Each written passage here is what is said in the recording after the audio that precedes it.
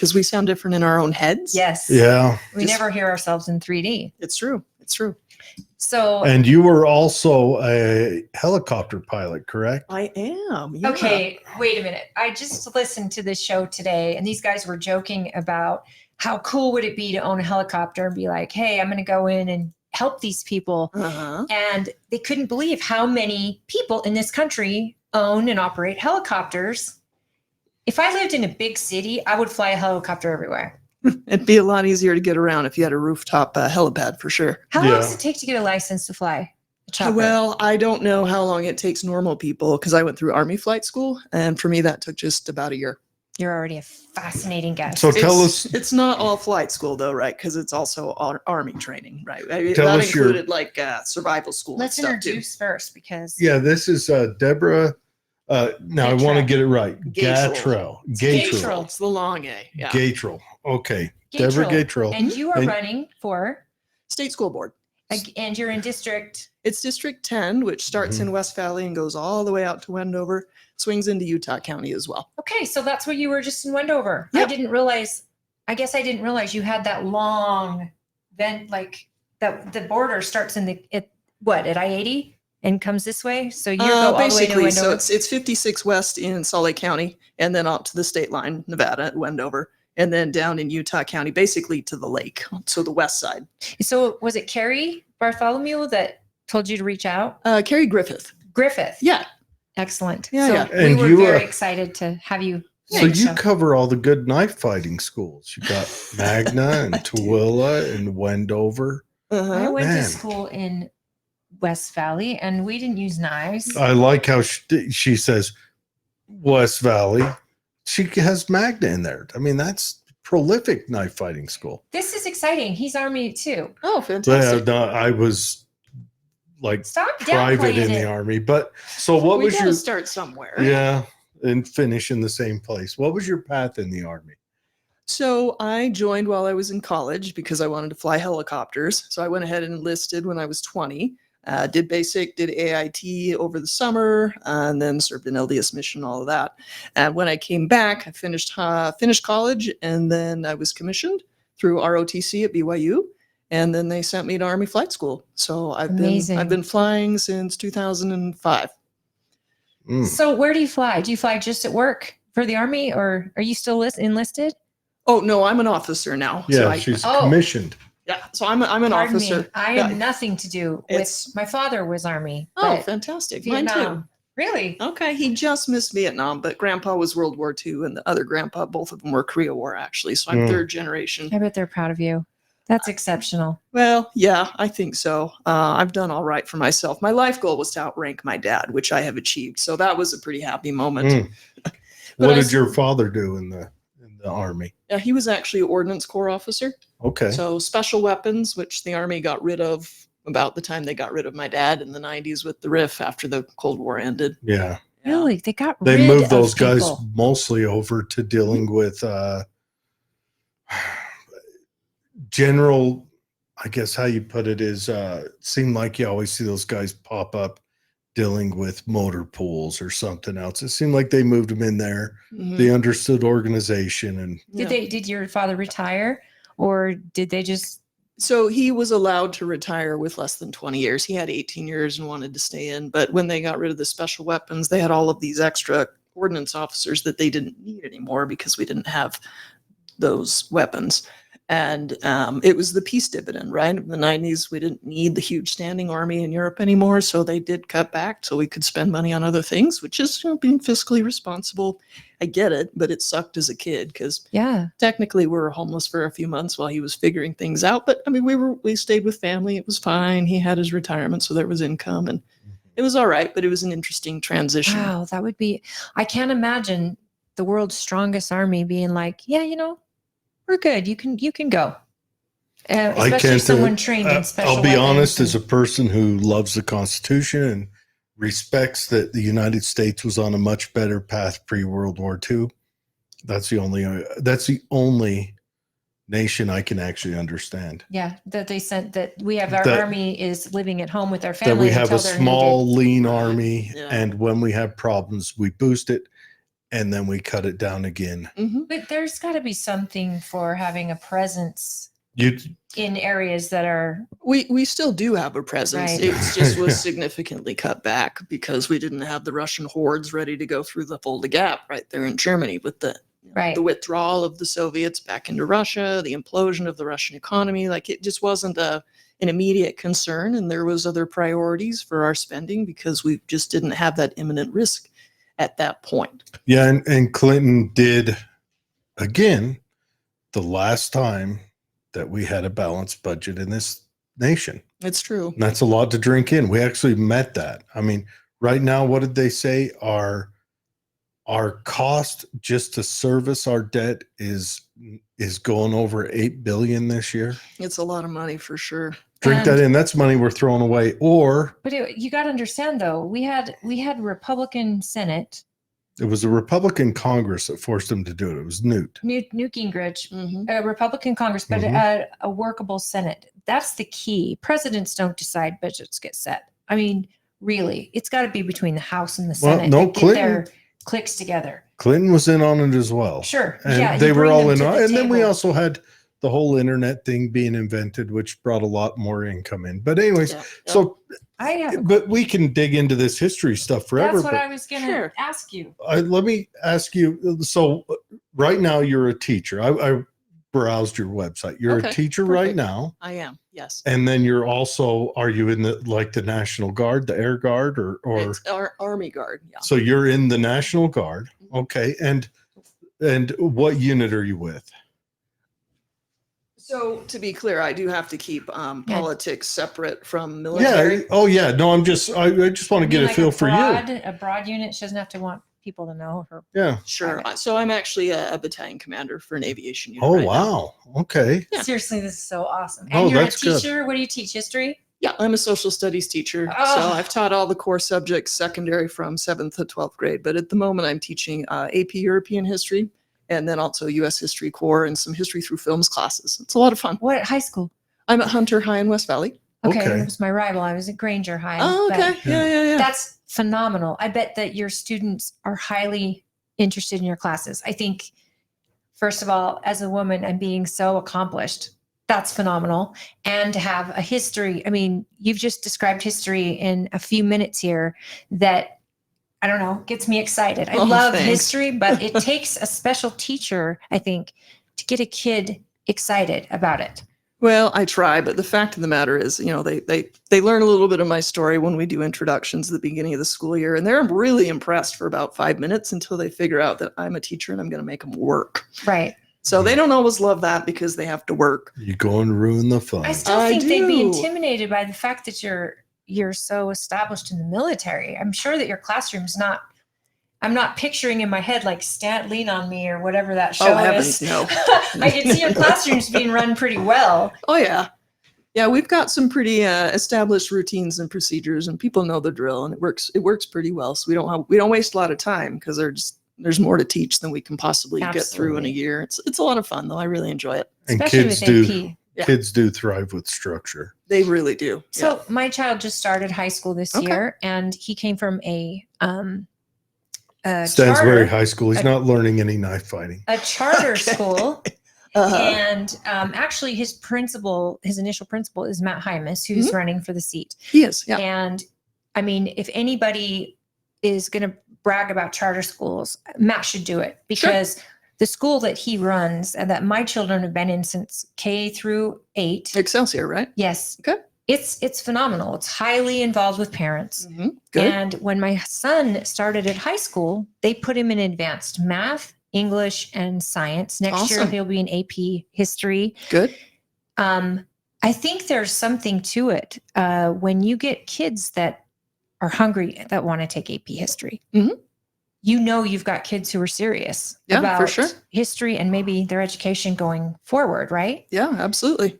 Do you see histories not being taught properly in public school in the lower grades? Do you see that maybe we're missing it? I mean, it feels like we're missing it when I'm talking to some young kids that like I Yeah. do a Patriot camp. Yeah. We teach kids the Constitution from age 6 all the way to 18. Yeah, there's some real gaps in the elementary schools, and I don't necessarily fault the teachers for that. No. The issue is with the elementary schools, we've got such a strong emphasis on reading and writing and math and science, and all of those subjects are important, but those are the tested subjects, right? So Right. that's where all right, kid, you're going to show us what you learned. We're going to pull data. We're going to evaluate your teacher. We're going to evaluate your school. We're going to evaluate your learning. And the subject that's not tested is your social studies. So if they are behind in anything else, what gets dropped? History. Yeah, because it's not the tested subject. And I know it's been dropped, not just from talking with elementary teachers that I'm friends with, but also, when they get to my geography classes, I'm not teaching that this year, but I've taught it for the last 15. Kids, they can't read a map. That's true. They don't know what the cardinal directions. They don't know really basic stuff that historically was taught in elementary school. And it at this point depends on the teacher and if they're really intentional about making sure they use social studies as part of like their reading curriculum. If they don't, then it just gets missed because it's not tested. Nobody's paying attention to that. Could that be happening maybe because it's a subject that the teacher isn't interested in? Because like I could see if I taught a class that would be just from the way I look at the world, that would be brought in all the time. But I think you maybe have a to lot of follow a teachers, curriculum. if they don't, but even following a curriculum, like if today I'm teaching about algebra, Sure. I would probably lead off with where algebra was invented and this is what the world looked like then. And Of course you would. because I think that stuff is interesting, Sure. We all know a few Arabic words right there. Yeah. Well, I mean, that's born out of that, what was the Golden Empire. And then I would probably get in trouble because I'd spend 3 days talking about that. And, The history of Because math that's is a subject interesting. in Their eyes college. would glaze over. There is a class there, yeah. But I'm wondering, because I'm sure, and I hope, I want teachers to be able to let their personality flow. Yeah. Mhm. Because I want the kids to move through classes. Because let's face it, most history classes through middle school were, drier than a biscuit. Yeah. Not mine. I had and- a Vietnam veteran teach me history.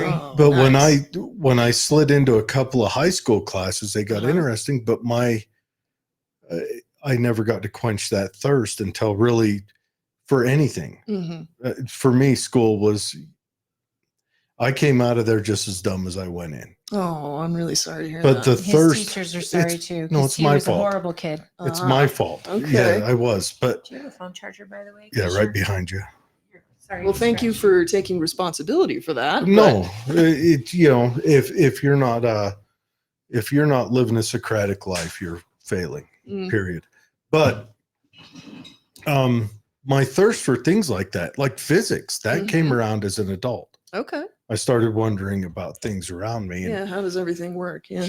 yeah. Hey, if you're still watching, Mike is his name that runs our channel. Yeah, freeze that audio that he had a thirst for physics as an adult. I just want that to be on the TikTok. Nice. Says no one ever.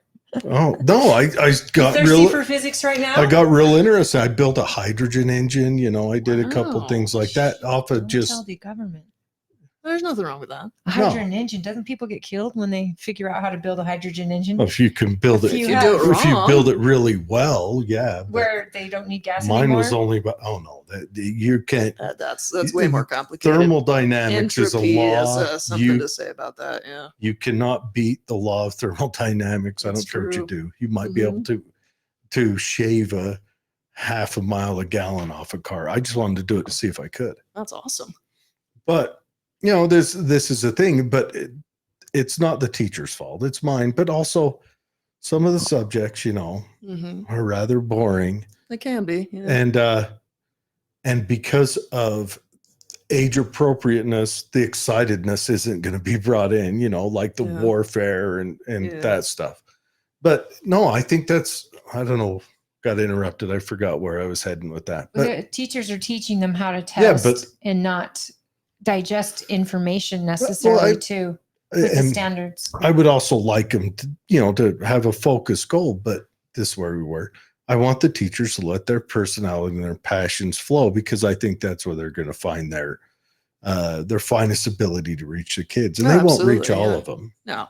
But when you had a teacher that was excited about something, like I said, my ninth grade history teacher was a Vietnam vet, Okay. and most of his stories talked about in the bush. Now, having a father that was a Vietnam vet, I would go home because he also was in the bush, Right. and he would not talk about it. That's pretty At normal. all. Yeah. So here's my teacher. So I'm like, is this guy like full of crap? Because he's just spouting off about being in the bush. Right. Dad went to parent teacher conference with me. Uh-huh. Just said what unit, what year, what, and Uh-huh. he's like, and by the time at the end, they were friends. Good. But he said, I'm glad you have this guy because he's able to explain to you something I cannot, Right. something I don't want to talk about, Yeah. something I'm uncomfortable. Mm-hmm.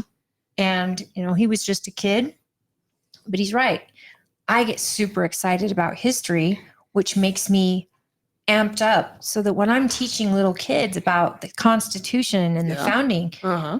they're just amped up too. I love it. Not all of them, Sure. but he's right. Certain personalities, I'm sure you have teachers that pulled you aside and said, get your shit together or you're going to waste your education or All of them. you're super smart. He's probably the smartest person I know. Don't let him fool you, especially in history. I love it. No, I enjoy history. That does not make me smart to He can pull out dates be randomly a person from the that air likes stuff. and talk about full So- dynasties that no one's heard of. So you teach Cool. social studies.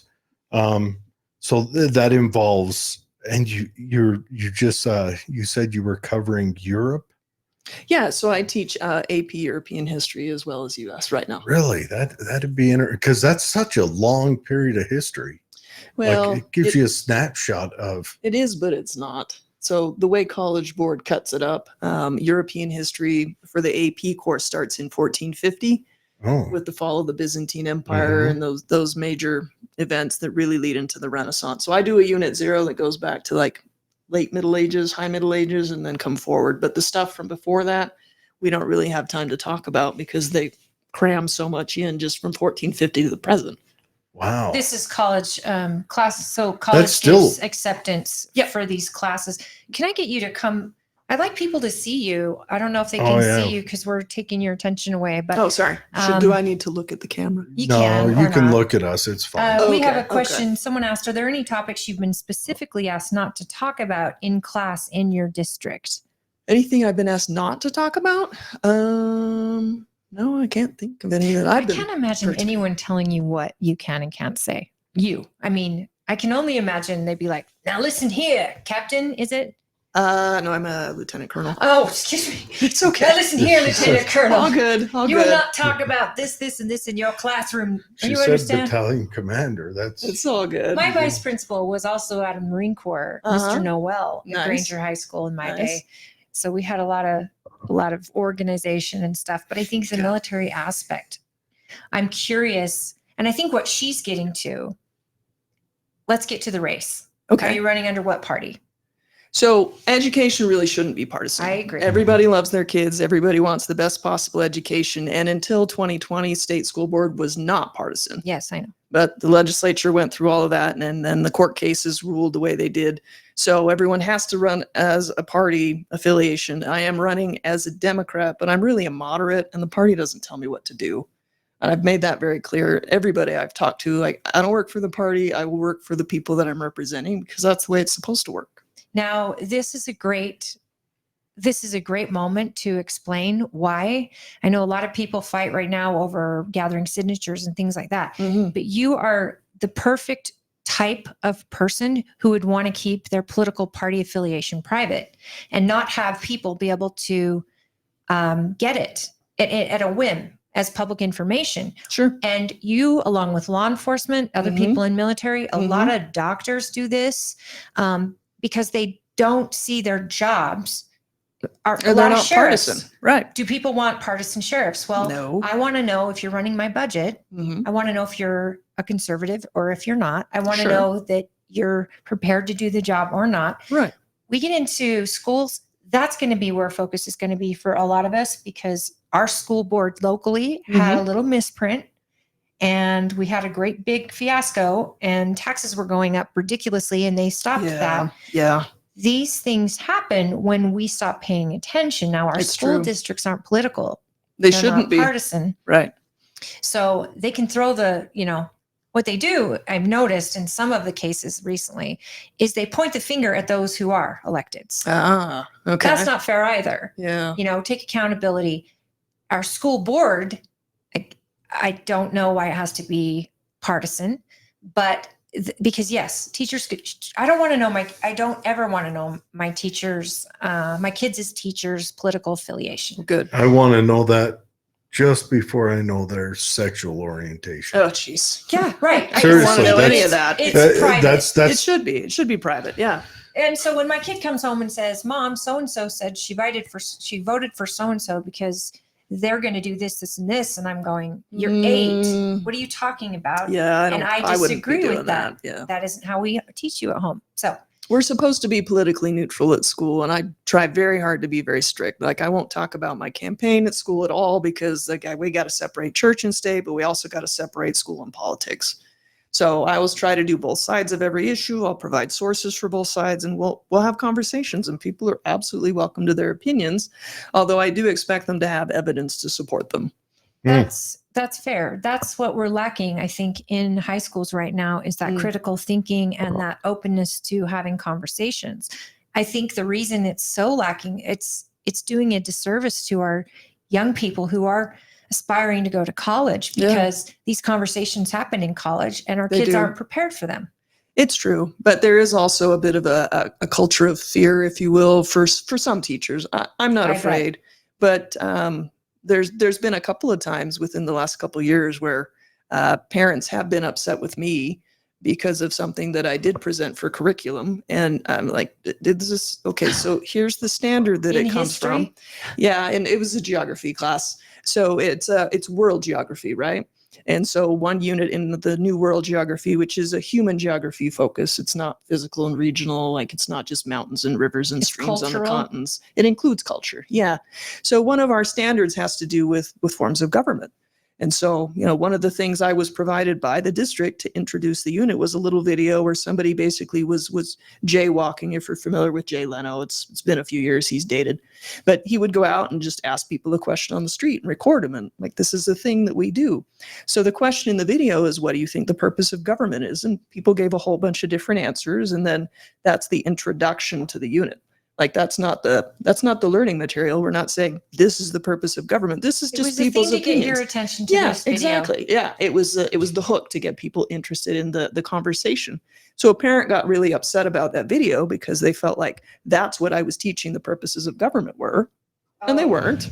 And then the follow on is, why aren't you only teaching the Constitution? Like, ma'am, this is a world geography class, so we have to talk about all the forms of government that exist in all the countries. And it's just a misunderstanding, right? So I provided the standards and I looped in my specialist on the social studies world from the district, and we got it sorted out. But it's just one of those things where right now there are some parents who just come in guns blazing because they think that whatever teachers are doing might be wrong if it doesn't fit into their worldview of what we should be doing, when in fact we're doing exactly what we've been instructed to do, and we're meeting the terms of our contract, and we're providing a broad education to students who have to operate in a very, very complicated world. They need to know how other countries work.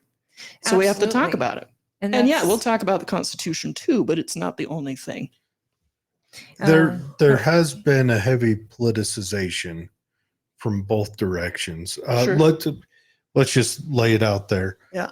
Our education system is dominated not just by Democrats, but by very progressive Democrats, which... Do you mean like those who write the curriculum or those who teach? From top to bottom, it's dominated by that. And why it is, there's probably a million reasons, and everybody will point a finger at why, but it is. Okay. Well, it's just a fact. I mean, they've done a study into every education department from first grade to college, and you're talking, especially across the humanities, which history and sociology and all that fall under, it's more than 90% progressive Democrat. But Are you talking the teachers? Or are you talking like school the board teachers, members? administration, Uh-huh. across the board. And I'm not blaming anyone. Okay. I was going to say, though, we always say on this term, liberal isn't a bad word. It used to mean, free speech. Oh, it was liberal. done in colleges, and now it's turned into, now that there's so much tribalism in parties. Liberal it's was turned stolen by into- FDR, and he bragged about it. But, colleges used to be the epitome of freedom, Mhm. and it's in America. Sure. But what I know, having family overseas and going over there, my Okay. experiences are far different. They Mhm. have they don't have the freedoms we have to be as free as we are Sure. on college campuses, in Okay. school. Uh-huh. I think that I don't think parents should ever go Well, in wagging. Well, At- allow at me a to teacher. finish what I was saying. Sure. So where I'm at with this is, if a parent is conservative Hmm. and repeatedly a child will come home and critique them with their teacher's words, that'll make parents feel under threat and under attack. Okay. You see what I'm saying? And I'm not justifying them. I'm just Yeah. saying, psychologically picking it apart, Hmm. that's what it'll be. I mean, right. It certainly can be. You It know, certainly can so come you across will that get way. Yeah. parents that say 2 years before they got into your class, they Mhm. experienced a child coming home and telling them they're evil because of X. Mm. Up into teachers, including, there was one just let go from, this is a college professor, Okay. suspended at Kansas State for saying that anyone who would not vote for Kamala Harris, any man who would not vote for Kamala Harris because she's a woman, should be lined up and shot. Well, that's wildly inappropriate. His words, yes. No, you can't. do And that. that's in college. And I think in college, my It's honest still not opinion, okay. he should be allowed. Honestly, I want people to, because I am not a Republican. Okay. I'm not a Democrat. Great. I'm He is a pain in my. no, but you do see this out there. I mean, you see What how it's DEI when they were saying, when the kids were having a problem in Davis County regarding the slavery, and they were talking about Black history and how Mhm. there were some kids coming home saying, I hate that we're white and I hate that I'm a race. We did this to people, and feeling almost like they were victimizers when they were 7 years old. And parents were going, whoa, what are they teaching? And that's where critical race theory got into it. Mhm. And the argument all started here in Utah regarding critical race theory. Okay. You were probably a teacher back then, and you could probably shed some light on whether or not that was even in the high schools, because it was in some elementaries, but it wasn't in my children's elementary. So it shouldn't be, because critical race theory is not part of our standards. So it's not something that we should be teaching. Now, if you were doing, say, like a modern problems class, and that was something that like a 12th grader was dealing with, Right. what are the things that people are arguing about right now? I think maybe it would be a discussion topic in that curriculum, but Or in a critical thinking class, or maybe like if we're going to have a debate over what the current issues are, if it's appropriate in that grade level in that course. But critical race theory has never been part of the Utah standards, so it's not something that should have ever been taught anywhere. Now, obviously, slavery is something that is part of our history, and we have to talk Absolutely. about that. But there's ways to do it that are age appropriate and that are, culturally sensitive. When you have a mixed race class, like, you have to handle it with some sensitivity, because people are going to listen very carefully and perhaps not always interpret your words and your meaning to be the same. But, perception is reality, and people make decisions based on what they think they heard and what they think you said. So we all have to be careful with those difficult topics. And that right there would be where a teacher who may be in agreement fully versus just going to follow the standard. Mhm. That's where teachers get a little fly with their. I mean, this is the hard part we Look- have. We want teachers to teach the curriculum, Yeah. but we also want them to be themselves, because Right. our kids will act. They'll get more. You're a in lot more touch and responsive to a real person, yeah, Right. rather than a robot. Exactly. Well, every time things get politically emotional these problems pop up. These Right. problems popped up in 1890s during the the Silver Standard Movement. Hmm. Teachers became political because they're people. Yeah, that's They're true. people with their feelings and their desires, and yes, teachers all universally, they all universally follow a path that is self-replicating and gears itself towards a political dent. There was a book written in the 90s said the problems with ed schools. Can't remember. I've got the book in one of the Yeah, but rooms you in got to this explain house. what you meant by a dent, because you lost me there. So in this book, the lady in the 90s, she was writing before this became a problem. She was like Yeah. a teacher. She said, we're going to face a problem. Mhm. We're going to face a identity problem in our education with our teachers Okay. because they are being taught down this path, down this, I don't know what to call it, this Howard Zinn People's America path. Oh yeah, the And Howard she Zinn said- stuff. She said they're all being taught this and focused in on that. In And she higher saw this. education. It was like in 92, she saw this. And she said, we're going to see this. Yeah, I've And looked she at was the a Howard Zinn prophet. stuff, and people like him because he provides an alternative He did something interpretation of different history. He does in- something different, and in it's the interesting. 60s It that gets had people never been touched. excited. But I've looked at his stuff, and he really cherry picks his case studies so that you draw a certain conclusion that And is there's not. water if you need one. Right Oh, there. thank you. Yeah. Yeah, the stuff that he uses, I don't use it because he cherry picks the stories and the data that he cites, so that you're led to draw a certain conclusion that's incomplete. Mhm. Gotcha. Right. It's not to say that this group of people Which didn't is have anyone this with an reaction. agenda does to further their agenda, right? They'll If draw they from have that cherry pick. agenda as the priority, then potentially, yeah. But if you are looking for people who are true public servants who want to make sure that everybody has a voice and everyone is represented, then you're going to get something different. yeah, for People with sure. integrity is who we should be looking for as our leaders Look- across the spectrum. Yeah, That's that what we was- should be From your looking for. lips, People I of hope. character. That wasn't his goal. I mean, Zinn was a Marxist. Yeah. And he flew out of that Marxist movement when Marxism was being brought over here Mm-hmm. on the waves of the Black nationalist movement and the civil rights movement. There was Sure. two sides of the civil rights movement. Right. One of them was, both of them were genuine, but one of the sides was the Black Panthers were part of this, Yeah, were that's true. infiltrated by the Marxists. Oh, they were very openly associated with the They communists. were, I mean, they were but- handing the literature out in the cities. But didn't the communists see an end to the black populace eventually? I mean, No, the communists didn't have was that just problem. Margaret Sanger? They were Margaret Sanger's long before all that. Yeah. See, history.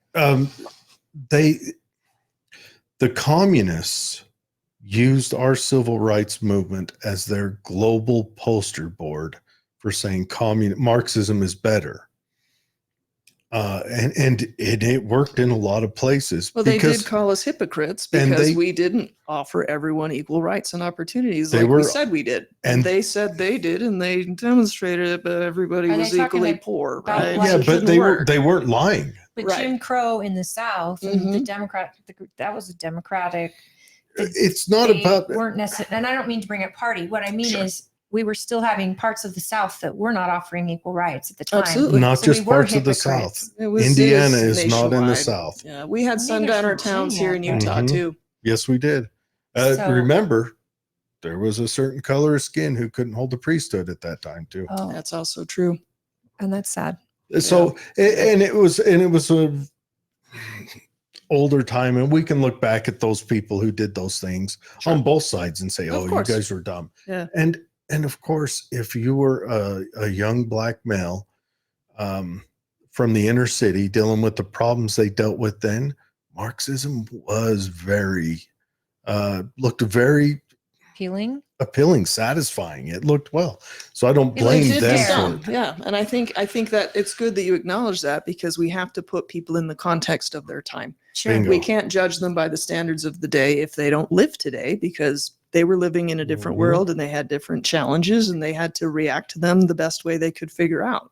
Like That's that's absolutely just the way true. it was. And with any movement, including the civil rights movement, it's not just one monolithic thing. It's not No. just Dr. King, who was reviled at the time. Yeah. It's also going to be Malcolm X. It's also going to be, echoes of Marcus Garvey coming down with the Go Back to Africa movement. Like he was all about that.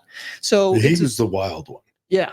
Oh, for sure. They like to focus on Malcolm X. Malcolm X is downright easygoing compared to Marcus Garvey. It's true. It's true. So every group and every movement is going to be complicated because it's made of people. And we have Well, and different it's ideas about how to imperfect. solve problems. Well, Absolutely. We are all perfectly imperfect. Religions as well. I mean, Mhm. they're made up of people who Yep. are imperfect.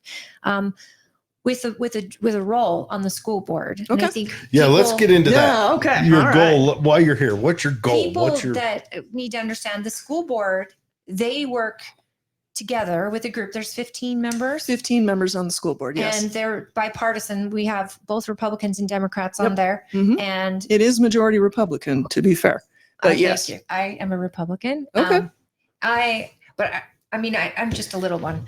But Okay. what I love about the school board is when I'm looking for someone to be on the school board. One, I want someone who can work with people Absolutely. and who can be respectful and helpful Mhm. and knowledgeable. Right. I love the idea of a teacher on the school board Thank you. because if a teacher and I think somebody that understands, well, laws essentially, Mhm. because I've noticed through this race, for our race, Okay. leading up to the primary, Yeah, yeah. there was a lot of this arguing back and forth and, almost like people were promising, well, I'm going to get pornography out of books and I'm going to get, the critical race theory out of our schools where Right. that wasn't really, I Wasn't never really a saw it on the thing. curriculum. Right.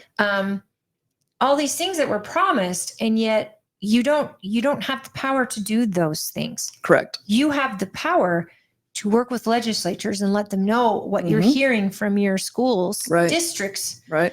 And then once legislature puts out those laws, it's your job to create the standards for those districts, but you don't have the power to control their interpretation of those standards all the time. What the school board may put down, one district may not do, or Mhm. another will do it more harshly or something. Okay. So I'm curious, how have you been as a lieutenant colonel? I'm sure you have to work with all types of folks. Oh, yeah. And how do you see yourself working with legislature and laws and working that way? So just to be clear, first off, the Utah Constitution gives the state school board general supervision and control of schools, not the legislature. In the Constitution, the legislature's job is the maintenance of school. They're supposed to fund the school requirements, and it's supposed to be the state school board that establishes the standards and all of the policies that the local districts then implement. Right now, things are a little bit backwards because the state legislature, gotta love them, they decide in just a couple of months every year, oftentimes to act as a super board, and in just a couple of months pass over 100 education-related bills that then the state school board has to react to and translate into policy that is hopefully workable, but doesn't always make a lot of sense. So there's some things that are backwards right now that we do need to address. We need the legislature to back off. On what, financial or topical? Because I know one of the issues was the pornography in books. Sure. That parents saw as pornography. When read out loud in a county council meeting, the council meeting was stopped. Right. You can't read this out loud. Well, Yeah. why is my child reading this or having access to this in school? Sure. This was a huge issue on the Right. ballot this Mhm. year. It Mhm. still is a huge issue. But I believe our legislature did take some measures this last session to eliminate that. Now I'm not sure. I don't want it. I mean, I don't want it in the school, but I don't Right. want it not to be in. I just think it should be rated, just rated like a movie. Sure. To me, that makes sense. So we can dig into that specific one. I'd like to kind of talk about the school safety bill, if you don't mind. Please. So that was a huge bill, and Tim Jimenez out here in Tooele had part of that too, right? He's the Yeah. one that ran a bill to give basically teachers a $500 coupon for a gun safe if they wanted to put a gun safe in the room because they're carrying concealed. There's And some get issues. training as well. The school safety bill included the training too. Yes. And the training's interesting. It's just a couple of days, and there's some shoot house portions on it, which is good. But I've got a concealed carry permit, and I've been through that training, and I know some teachers that have gone through it too, because I went to one of the free trainings for teachers that met all the requirements, and it was woefully inadequate. If somebody's never handled a firearm before and they just go through this training and they purchase a weapon so that they can defend kids at school, they don't have a clue what they're doing. They haven't talked really about backstops within context of a school building, what's cinder block, what is, just your gypsum plywood kind of walls, like what's that going to look like? How are you not going to do all kinds of things? Right. And we have, if you've looked at this in Utah, we have a story from just 7-10 years ago about the teacher known as the Iron Lady, who was carrying concealed and then had a mishap in the bathroom, which resulted in a dead toilet, and her, shrapnel injured her severely in her leg, and she was no longer a teacher after that. But you put more guns in schools, you're going to have more incidents and mishaps. Stuff's going to get left in the bathroom. Kids are potentially going to get their hands on it. And it's a concern. So it's something that we need to talk about. Is that going to prevent kids from bringing up weapons to school? I don't see how that prevents anyone from bringing anything to school. Well, in the state of Utah, if you're concealed carry, you can bring a weapon to the school. Yes, you can. But it may And- prevent a child from dying if a teacher does Well, know let there's me- an alert and I- can take out the shooter. Not that I want them to. Yeah. Me be on the front personally, line. my vote lies in the Second Amendment, Sure. because my vote lies in the First Amendment, and the 2nd Amendment is all that guarantees that right now. Awesome. I don't have a problem with teachers I'm carrying also- at school. I don't have a I'm problem also with a- that. I'm also a pistol trainer. Love it. I instruct people in defensive pistol. Mm-hmm. I do know, I will tell you right now, our concealed carry standards that the state of Utah have laid down are not meant to make you a gunfighter. No, they're not at all. They're meant just to make sure you pass through some minimum thing, Mm-hmm. because You've been introduced to the laws, and so you That's- hopefully won't It's do true. anything It really doesn't even- stupid. It doesn't even require you pick up a pistol. I got no, the- you don't the need to carry. own a pistol. I to did a Right. go private. through. There's no range requirement at all. O'Malley May is also a gun trainer, Okay. and she's who I took my training from, Cool. and brought him with me to the class and found out that my cousin here is a snapshot with a pistol. Well, I Okay. just have a lot of experience. Very So Yeah, much. She right. says risk attached to carrying a gun and risk attached to not carrying a gun. Mm-hmm. You don't get a risk-free life. It's true. And this is the bottom line. I think that parents are, I'm sure teachers too. We just want to make sure that less people are hurt in those seconds when police are just minutes away. Right. So if we can stop the threat, and I have training, I want to stop the threat. Now, who knows if a teacher's going to even fill up to it? Right. Like that might put them in fear, and there's a lot they've got to do to secure the children. But you know Right. what you Mhm. said, I never thought of as a parent. If I was in there and I'm carrying and something were to happen, well, yeah, I know I can get in this classroom, I'll follow protocol, but I'm going to be at the door. But I never thought, what's behind this door, behind that door? Right. Am I going to hurt someone if I miss? Mhm. These type of things. So I think what Jimenez was doing was saying, look, we're going to offer training.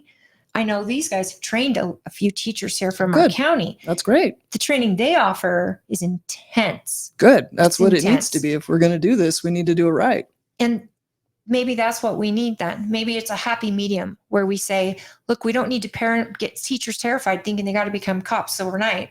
But for any teacher interested, there's a lot that goes into potentially protecting a school. Yeah, for sure. So you need intense training, and you need multiple days, Mhm.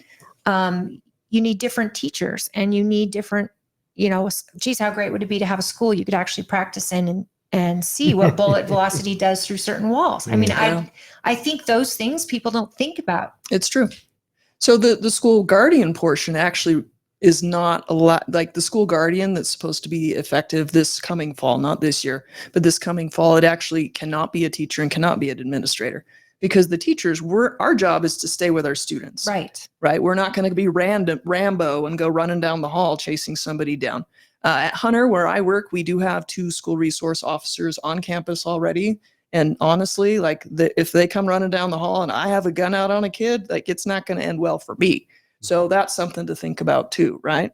So the concern then is, okay, if you're in an elementary school in a small town like Wendover, who is left in the building that's there full time, that's not a teacher or an administrator? Your options at that point are basically the custodian and the school secretary. And if they don't volunteer to do it, which they don't have to because it's No. supposed to be voluntary, then the school district has to find someone to do it, which means they're going to have to hire additional school security as staff. And okay, if that's what we want to do, great, but that's going to cost money that doesn't go into paying for other things. What about volunteers? People that are veterans or retired law enforcement willing to volunteer their time to be a guardian at the school. Do They They have have to to be be there full insured? How do time. you guarantee the full time? Right. They have to be there full I'm sure time. there has That's to the be an requirement. insurance policy attached to them as Oh, well. absolutely. I'm just this school shooting problem is I ponder it. Is this snake eating its tail? What do we have going on here? Every time it comes up, more of it happens, which makes it come up more Yeah, often. you get the copycat stuff for But sure. we're never. Look, I'm not going to say what the cause is. Right now, it seems like one side they only want to point at, we want to disarm everyone. Right. At the same time, that very same side is, we want to control what you say, which makes me go out and buy more ammo Sure. every time. There's, what was it? The last 3 shooters have been youths going through gender transformations. That we know of. We don't know of their medical records. We just What know they the last- identified. The last 3 that have came out in public. Is there something? Is there? I think we need to dig into this a lot deeper than just saying we need to disarm this group, or another side saying we need to take away video games. We need to really dig in. One thing I can bet you can almost guarantee across the board, they don't have a healthy home life. Yeah, And that's pretty common. We haven't figured out, and that's the same thing as a teacher. You probably notice all your students that fall behind don't have a healthy home life. That's probably universally applicable to everything in life. If they did, there would be so much more parent involvement in schools. There would be so much more parent involvement and support, I think, towards teachers. Well, to be fair, right? There are some parents that make poor choices and cause chaos, but there's also situations where you've got single parent homes for reasons that make sense. Yes. And things are tough right now, so they're working 2 and 3 jobs, so they maybe aren't home. They're maybe not able to, sit down and help the student with their homework and address these kinds of issues and concerns as well as they might like, because life is tough. So I don't always just go straight to blaming the parents, because I'm going to control everything I can control. 100%. When I say Yeah. unhealthy home life, that's not Sure. always a blame on the parents. Okay, good. I mean, you got kids who are orphaned at those formidable years. You Yeah. know? We got all kinds of issues and You got- challenges. Oh yeah, like some Life's Every- messy. everyone Yeah. grief has hits their family and Mhm. affects everyone the has child. stuff. Right. But Well, and a That's true. confused child maybe that needs therapy or mental illness assistance. Like, Yeah, I and think how mental hard is it to illness get is- therapy, right? That's impossible if you don't have insurance. It'll cover it. And Most if people's you- insurance still won't cover it. right. And in this It's economy tough. right now, Mhm. parents are trying to afford lunch. It's and tough. Yeah. They can't even apply for the free lunch or discounted lunch program because they make too much. Right. The Just government barely. says, Yeah. but Those at the same cutoffs are time, tough. you're like, I can't pay a light bill. Right. How well, am I making too much? It's hard. there's more than that. There's a study that came out last year that showed that talk therapy actually has a negative effect on boys, Mm. and I saw that that study. actually. therapy, what is it? The trauma therapy has a percentage negative effect because it causes people to focus only on that Oh, the trauma negative and forever. the trauma. Mm. But there So, are people's but- brains are built different. I'm sure It's you are true. one of these people that you come, and I could be wrong, but you take me as someone who most likely goes through tough stuff, but then you get through it and then you learn from it. And then you're like, I'm victorious. Like you're not a victim of anything. Oh no, absolutely See, not. and that's a Nothing is mindset. wasted. You can always learn even from the hard times. In fact, that's when you learn the most, in my opinion, in my See, experience, right? I'm the same. And this is what, and my friend that he knows is a therapist. And she, when I talked about this talk therapy study that we just went over in one of our shows, she went through and she's like, I can't believe how much sense this makes. Why would I sit here and make someone relive their trauma over and over when I should be helping them change their mindset of the trauma? You did nothing wrong here. Right. Here's what we learned. And if you feel the need to take a weapons class or a self-defense class to empower yourself or write a book or do something different, or, you know. Yeah, there's lots of different ways to cope. But men tended to in this study. It's different. Yeah. Yeah. And I think they did it a lot with some returning veterans Okay. who they were talking, you know, get this trauma out of my head. And they had to change the mindset of the veteran. You know what? You're going to come out of this victorious. You've got to go through the shit, and then you're going to come out victorious. And then you're going to look back on that as it was happened to someone else. And here's what I learned. And here's how I'm going to help people. And then you move forward and you help other people because you've been there and you understand. Yeah. With the school shootings and the gun violence, I think it's fair to say that one size fits all never fit anybody very well. So I don't think that, you know, banning guns is going to solve anything. I don't think that controlling everybody is going to solve anything, because none of that works, right? It doesn't work. We live in a free society.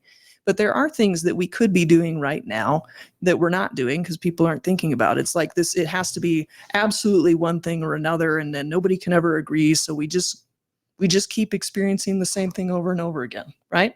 It doesn't need to be that way. There's and we're another throwing way. Money at it, regardless if we agree or not. Yeah, And well, we're going to spend a lot of so money on expensive. school security staff. And Yeah. we've seen, like, even with the incident in Georgia a couple of weeks ago, they had school resource officers in the building. It didn't prevent the incident. Now, did it stop it? Yeah. And they were able to disarm the student and take him into custody. And okay, great. So we're going to move on and wait for the next one. But like, why aren't we as schools having conversations with the community about the importance of safe storage? It's not mandated. It's not a state law. Nobody's going to come and inspect your house and look for safe. But why aren't we just having the conversation and saying, hey, like this horrible thing just happened in Lehigh a few weeks ago where a kid in the car by himself got his hands on a loaded weapon and shot himself. Yeah. Like that didn't need to happen. Why was a child left in the car with a loaded weapon? And Well, how many I'm sure parents have guns at home that their children have access to. But yeah. you know, as a mom, I think about my kid is a teenager, and is he going to go through some stuff that he might think is as an option, as an out? Yeah. That would terrify me. Right. Locking my guns up is important, but then as a Right. gun owner, Mm-hmm. I need something quick and fast and accessible in Sure. the event that something happens in my home quickly. Right. So And that's where, you know, the safes with the fingerprint access are a lot better than they ever have been. I've seen some cool ones. Right. And so, you know, even ones with the you know, the quick keypad entry, you can get into it really quick and your kids can't or would have a harder time. Right. And if you're not concerned about an incident because you don't live in a community where this is common, then you do your risk reward. Like you assess your own risk and the risks of, you know, carrying a loaded weapon or leaving it unsecured in a bedroom, because we've seen that happen a couple of times within the last year too, where kids just found it and didn't know that it wasn't a toy, and horrible things happen that didn't need to. If you're that concerned about something horrible happening, this is just my opinion, not a law, not a policy, but if you're really that concerned, you probably should be carrying the weapon. Yeah. Not definitely. leaving it unsecured. But that's me, right? That's me. I know law enforcement has standards about storing weapons at home. I know the military has very strict standards. And on a lot of bases, you're not even allowed to have your own personal weapon. You have to That's store it in the armory That's because crazy to we me. take it so bases. seriously. Yeah. But is that most because there's bases. families in the bases? And ranks. Yeah. It depends on your rank Yeah. as well. Because Yeah, we yeah. saw some terrible tragedy happen in Texas in a base, right? And we have all our military unable to defend themselves against this gunman. Yeah. And that's insane to me. It is. So But- like, I don't- risk I- reward, right? You have As to a evaluate former risk reward. private, I tend to kind of agree. But I also know Privates can be some of you the were a dumbest private. animals I was on a earth. private, and they can be pretty dumb. That's why they also don't get to have a weapon and wander off And without they're led around adult by supervision. specialists. So I mean, it can go awry. We take it really fast. seriously. So would it be smart, instead of paying salaries to support, maybe installing certain entries and exits to a building that might be bulletproof glass and maybe metal detection? Is there an answer that could be a one size fits all type of security that parents could at least know that my kid isn't going to get through those doors with a firearm in his backpack? I mean, it sounds like lean on me, but yeah, we're doing that at Hunter High right now. We have the weapons detection system that we've had for, we had it. So in 2021, in January, there was an incident. There was a fight at school. It moved off campus. Somebody pulled out a firearm. 3 kids were shot. 2 died. The one that barely survived, just barely survived. Like, he had a 1% chance of making it. He made it. It's a miracle. But one of the 2 students that died was one of my kids. So this is a really personal conversation for me. And the weapons detection system, like, we've had a couple of board reports on it. Most of it's closed door, and so I'm not privy to all of the details. But what's come out of those conversations, it is a deterrent for students bringing weapons into the building. And that's a good thing for the hours that the system is in operation, which is start of the school day to the end of the school day. But as soon as the school day is over, like, the people monitoring that, they're gone. The school building stays open. We have after school athletics. We've got clubs. We've got student body officers making posters. Like, there's all kinds of stuff. So that kid could bring a firearm in at the game. 4:30 in the afternoon, stow it in his locker, and he's Easily. So it's not actually preventing anyone from bringing anything into the school. It looks good, it feels good, and it does have a deterrent effect. Does it have a negative effect on the kids, though, that they have to pass through this to attend school? I know there's been a lot of concern about that and hardening schools. I just wondered, does it? So the surveys that we've done and the feedback that we've gotten was annoying, but I don't think anybody feels like the school has turned into a prison or anything. They look like the scanners at the library that are just making sure that you're not sneaking a book out. Like, that's what it looks like. It doesn't look like an actual metal detector, which is a piece of it. Rapid scan like a airport. No, right. No millimeter wave scanning, none of that. So with when you say one of your kids, this is a child you taught. Yes. Yeah. One of my students. I apologize. Okay. I just wanted either way. It's terrible. I'm very protective of my students. I feel like they're my kids and don't mess with them because Mama Bear will come out. But yeah, no, it wasn't one of my personal children. So on where do you see the school board is lacking right now? I mean, you obviously felt the need to run. Mm-hmm. Why? So one of the issues is there's in the policy conversations that they have, there's been a lot of really wild things said as like litter boxes in the bathrooms. Like, what is happening? Was that said by our school board? Well, there's some of the people running. Parents. Right. But the school board never said that, because I didn't hear it from the that's school been board. debunked so many times. It has, but even some of the people running this cycle. Yes, we know. This person. Okay, all right, you're fully aware. So some of that, some of these ridiculous things like the critical race theory, like we have to expunge this from the schools when it's not a thing. We've really had some distractions because the classroom perspective is missing. Can I? Not to push back, but we have seen lots of videos come out about teachers who, with glee, push their agenda about. It's not critical race theory, but it may as well be. Okay. And we've seen videos of it. Sure. Lots of times. Should that be addressed? So we already have political neutrality requirements. That's been in policy forever. And that just needs to be handled through discipline at the local level. And if it's not, then it needs to be raised to the higher level. I do have a problem with administrators who don't have enough spine, enough backbone to enforce the standards in their own buildings. Like, that's why people complain about teachers who aren't doing a great job and saying, oh, well, the union's protecting everybody, the teachers can't be fired. That's not true.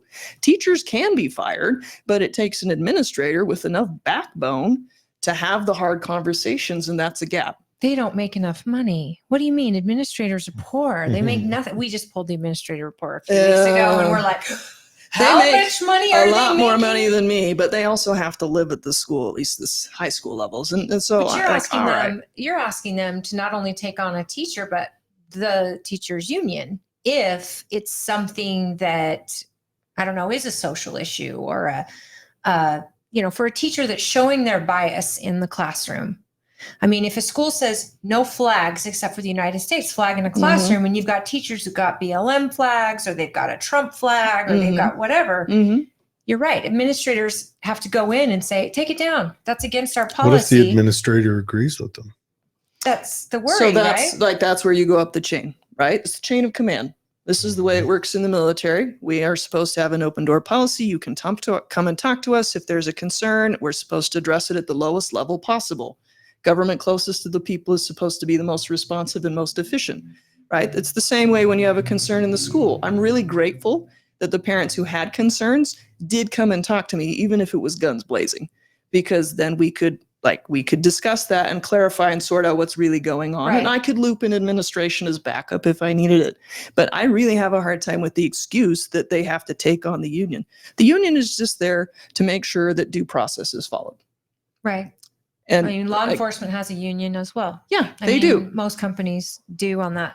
So I don't see a problem there. And there are instances where maybe administrators are friends with teachers and will have a hard time like holding the line and enforcing the law, but that's their job. And so that's one of the issues I have with all the conversations about teacher accountability. Why is everything on the teachers? Where's the administrator in this conversation? Why aren't they being held accountable for enforcing the standards? Because that's their job. Thank you. I think that the people out there, and many of you have been very upset with our local district and for some of the things that's been allowed to go on. A lot of it's financial. We did find a lot of books. I don't know of many issues with CRT and that out here, but our district, they got a hold of the checkbook and they were drunken senators. But then somebody decided to grandma request the pay stubs of the administrators, and was just, I think it was a real shock to a lot of people out there, because we, with a proverbial gun to our head, are paying for these schools, whether we have our kids in them or not. Right. It's not proverbial. Taxes. It's an actual gun. You are forced to pay taxes on the threat of up to and including death. Yes, it is. Don't go to jail when they come to get you and see how it pans out for you. Okay. Remember, when you write a law, because kids say literal, and it's at the end of that law, when you refuse to follow it, at the end of not following orders is death. When you write a law, you better drink that in, lawmakers. That's true, because you get the person who doesn't want to comply, and that puts cops at risk and them at risk as well. Anyways, so with such a huge problem that happened, it was found by our auditors, which are elected. Our county auditor found it, brought it to our county council. School board gets involved, school district, excuse me. Now, it's a school district that I pay into. My kids were both at charter at the same time. At this time, a lot of people homeschool in this area. Yeah. A lot. And they don't do it because they just think teachers disagree with them. They do it because they feel like their child is getting a lousy education in public school. Yeah. And I want to take it not just to the administrators. I want it to go all the way to the top. I want it to go to the colleges who are teaching the teachers that are going to be here and teaching our students. Right. And I want to take it right to who's writing the curriculum, or where's our school board getting this curriculum? How deep into it are they going? And are they looking at it? Does this meet the standard of Utah, of our community, right, and of our expectations of the children we are educating and the places they may go in their minds, in their future? Are we creating future doctors and chemists and scientists and lieutenant colonels? Sure hope so. Are we creating just people who are going to work in fast food their whole life? Not that there's anything wrong with you that work in fast food, But are we teaching kids who are going to aspire to be their dream job? Mhm. I mean, I wanted to be a cop since I was 7 years old Awesome. until I found out how much they made. And that was after I tested. Public service is tough. It is. I was Yeah. like, whoa, whoa, whoa. But do you see what I mean? What Sure. our teachers, is the curriculum coming out of the colleges even worth it to teach the teachers that we're depending on? Because I believe these kids, these young people go in to be teachers with a dream and good intentions. Mm-hmm. But I don't think they can graduate if they're not passing a certain professor's judgment on what's right and what's wrong. And now we've gone into tribalism. So now we've got left-wing ideas and right-wing ideas. And here's these students going, well, I want to pass.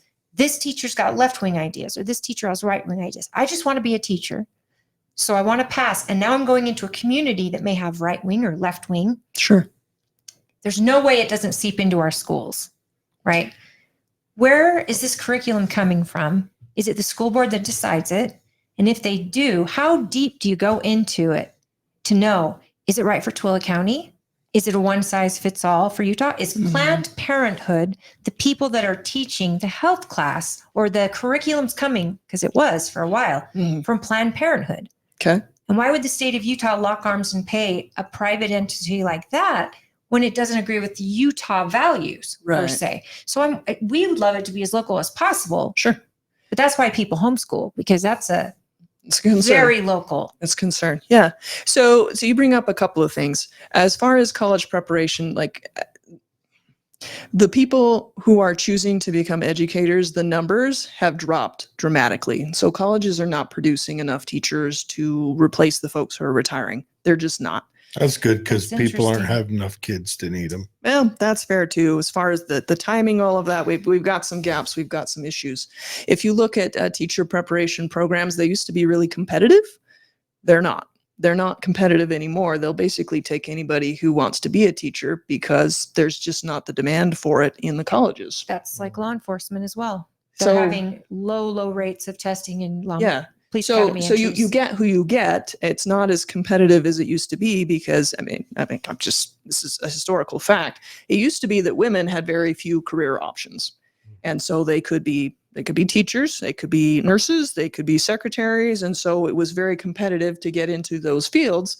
And that's what women did because those were the options. Now women can do pretty much anything. And so a lot of women are making other choices, which is fine. Like we should follow our passions and hopefully do work that is fulfilling and also pays the bills. But there's just fewer people going into education. So they're not always as high caliber as perhaps in the past they were, just because it's no longer competitive, if that makes sense. So And that's if one they thing. are, they're It's- not probably going to private school. They're probably, or public. They're probably looking at private schools where the pay is more if they're highly competitive. And It depends. It depends on a lot of things. A lot Well, of the it's- folks who teach in the private schools are actually not necessarily trained teachers because they don't require a teaching Yeah. certificate. I remember Private school? No, they don't Epstein- require teaching Epstein was a certificates at all. mathematics teacher at that big private school that Bill Barr's dad ran in New York. see, he talks about these people like we know them all. We're Sure. big Everyone friends. should know who Epstein is. I know Epstein. Yeah, the dang he's island. a But Bill Barr, I didn't know. You didn't know Bill Barr, Uh-uh. the Attorney General Attorney General under Oh. Trump? Trump. Yeah. Yeah, his dad wrote a book. If you guys get the chance, read that. That's enlightening. But anyways, Sure. So the curriculum piece, right? Yeah. So the state school board sets standards. They don't choose curriculum. Right. The local districts choose curriculum. When it comes to curriculum, though, we've got a couple of problems. Utah is a small market when it comes to like textbooks.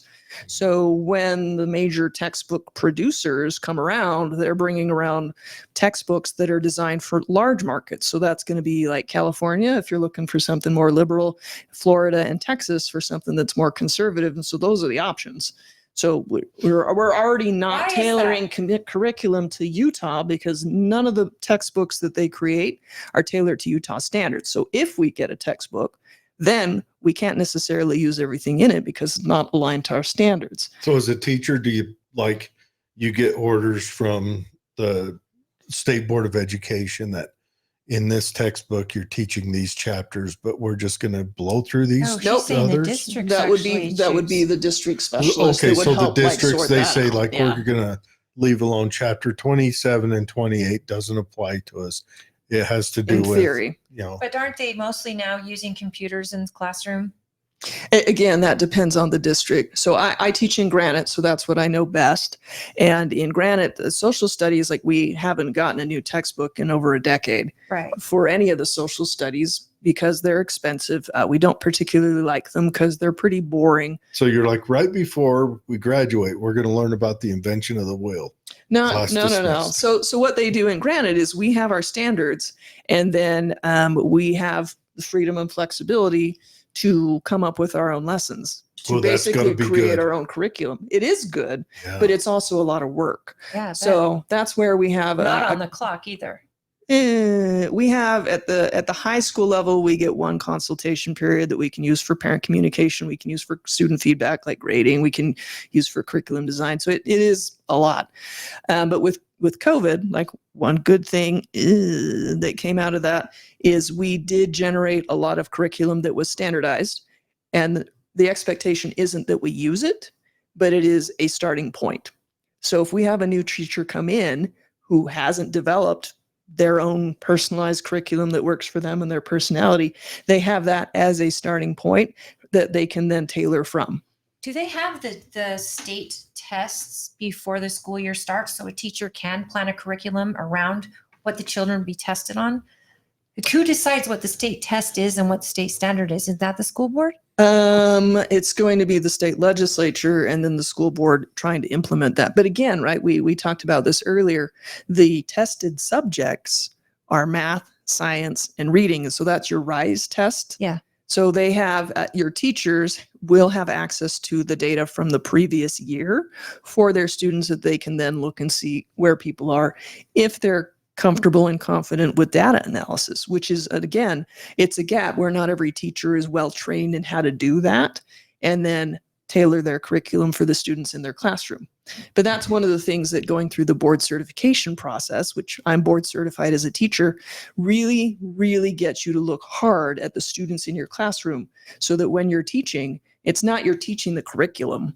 Obviously, we use the curriculum to teach the students in our room, wherever they are, and then get them to where they need to be. And that changes from year to year. Right. So there's a lot that goes into teaching and teaching well. And part of it is experience, which you get from being in the classroom. And you're teaching masses, whereas, I mean, masses meaning 30 kids at a time. Easily. Yeah. Easy. At our kids' 40. school, they do RISE testing a few times a year.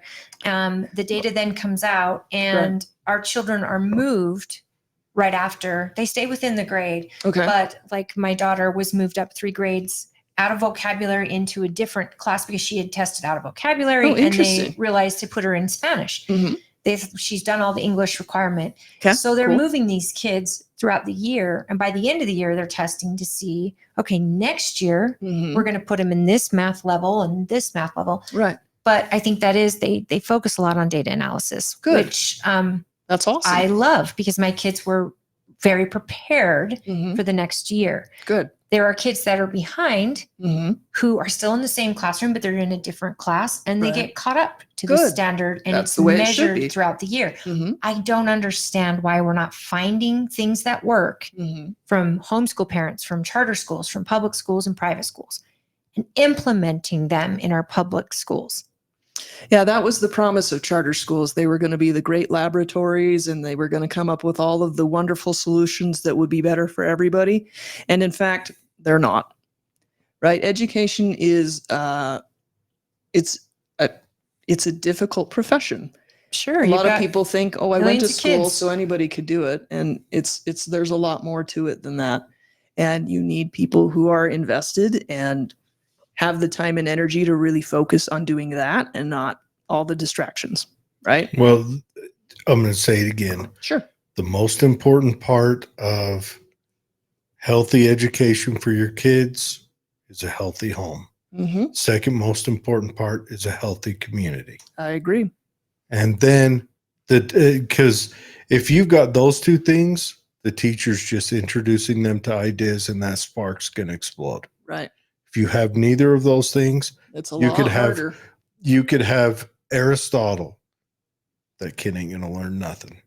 Well, Oh, I'm sure you've watched some of the teacher movies where Yeah, they they- work miracles. How But do I teach these kids? Yeah, it Well, doesn't happen. It That- does, but I that hate person those becomes movies. I an hate them. adult. yeah, because they taste all overnight and they're jamming information for them to pass the big test. I'm thinking of Lean on Me right now.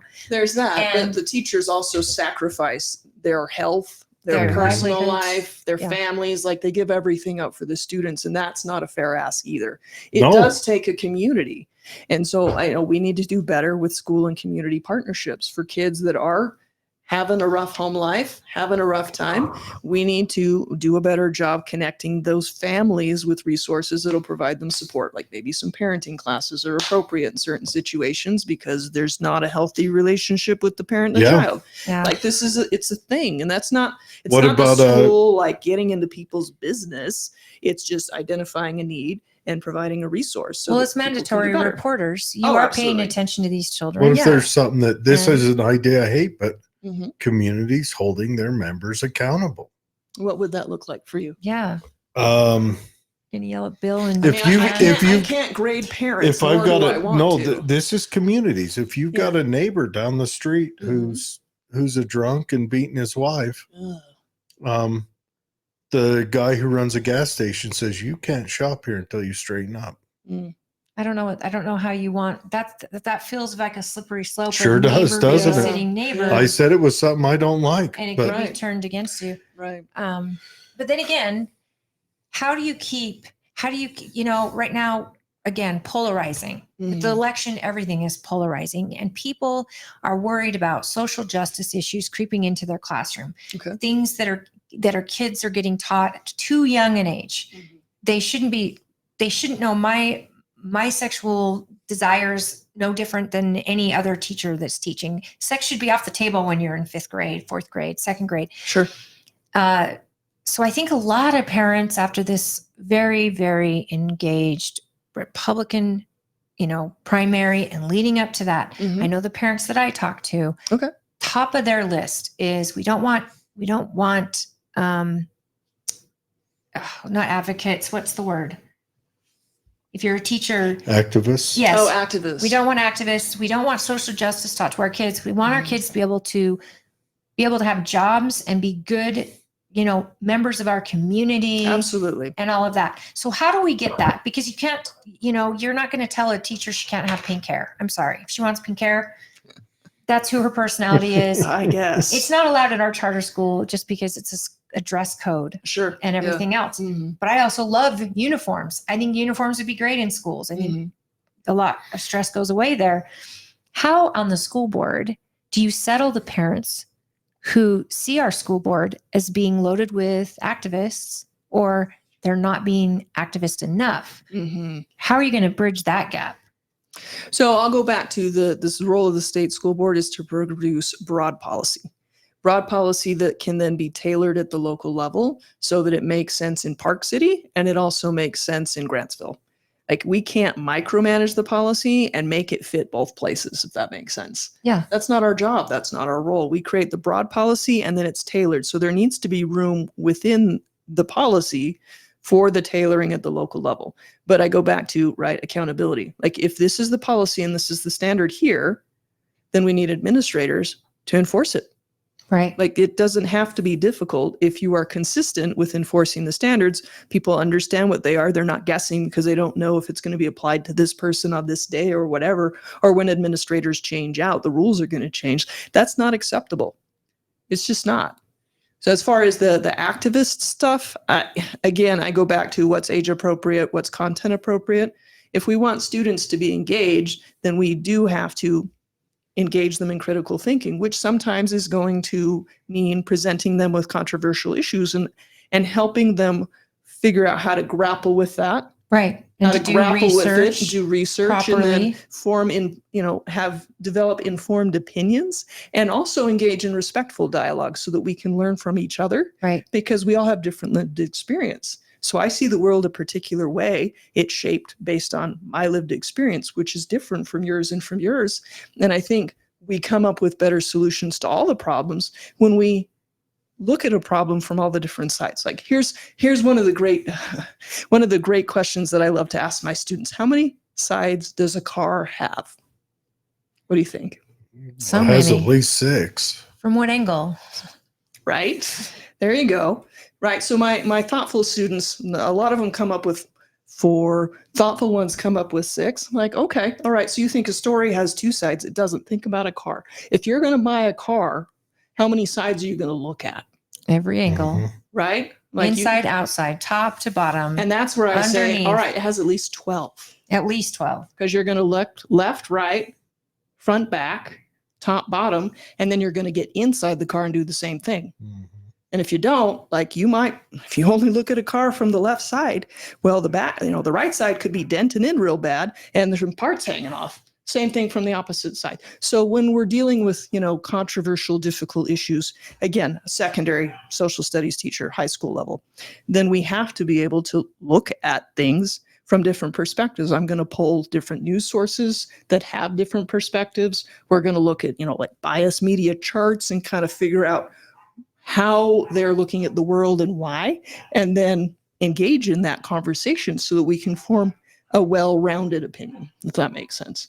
So that's part of critical thinking. It has to be part of what we do. It has to be part of every high school in this country. But what does that look like in 2nd grade?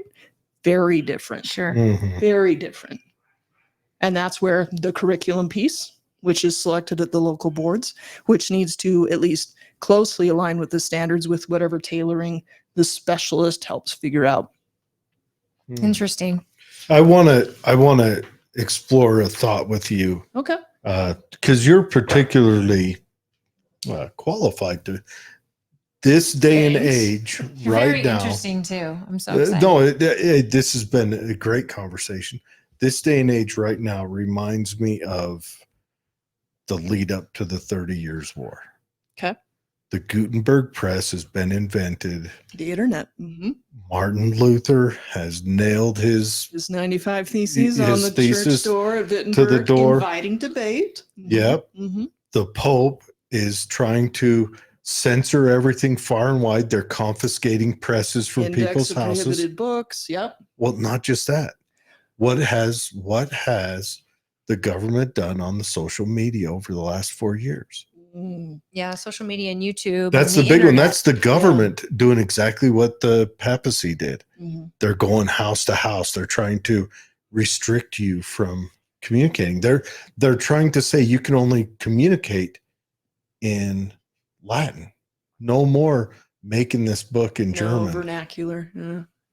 That's what this time reminds me of. And it scares me because if you've read about the 30 Years' War, it was brutal. We actually just taught it. Yeah. We How long talked did about it last? It actually lasted 30 years, unlike the 100 Years' War, which Yeah. was 116. Yeah. Crazy. Yeah. But it was a brutal one. I mean, Oh, it was horrible. it was especially within brigands. the They Roman hired Empire. armies Yeah. Mhm. Do you just to feel go it? around the countryside to destroy civilians. Do you feel the contention? I mean, this is where a lot of people are, right and left. They both feel helpless against a government that has gotten too big for its britches. Mhm. And we're taxed from cradle to grave, sometimes multiple on certain things. Mhm. And yet we're not seeing too much improvement in the areas that we think that our taxes should go. Right. So you've got a populace that feels unheard, unseen, Mhm. and totally maxed out. Sure. And then meanwhile, we're trying to give our kids hope and give me lots of grandbabies, and our birth rate is dropping. Yeah. And people are dodging out of education on the college level because of Mhm. expense. Right. And the return on their investment isn't so great a lot of times. Apparently getting a Taylor Swift's music study at BYU isn't going to get you many jobs. It sure is fun, though, I guess. Yeah, I guess it's fun. And if Taylor's watching, maybe she'll hire you. But it's like there's a whole new world that is upon us. And I think a lot of parents are feeling very, very worried that something's coming. Sure. Something like a war or something like their whole livelihood's going to be gone because they can't afford their home. Mhm. How are our kids not feeling this? They've got to be.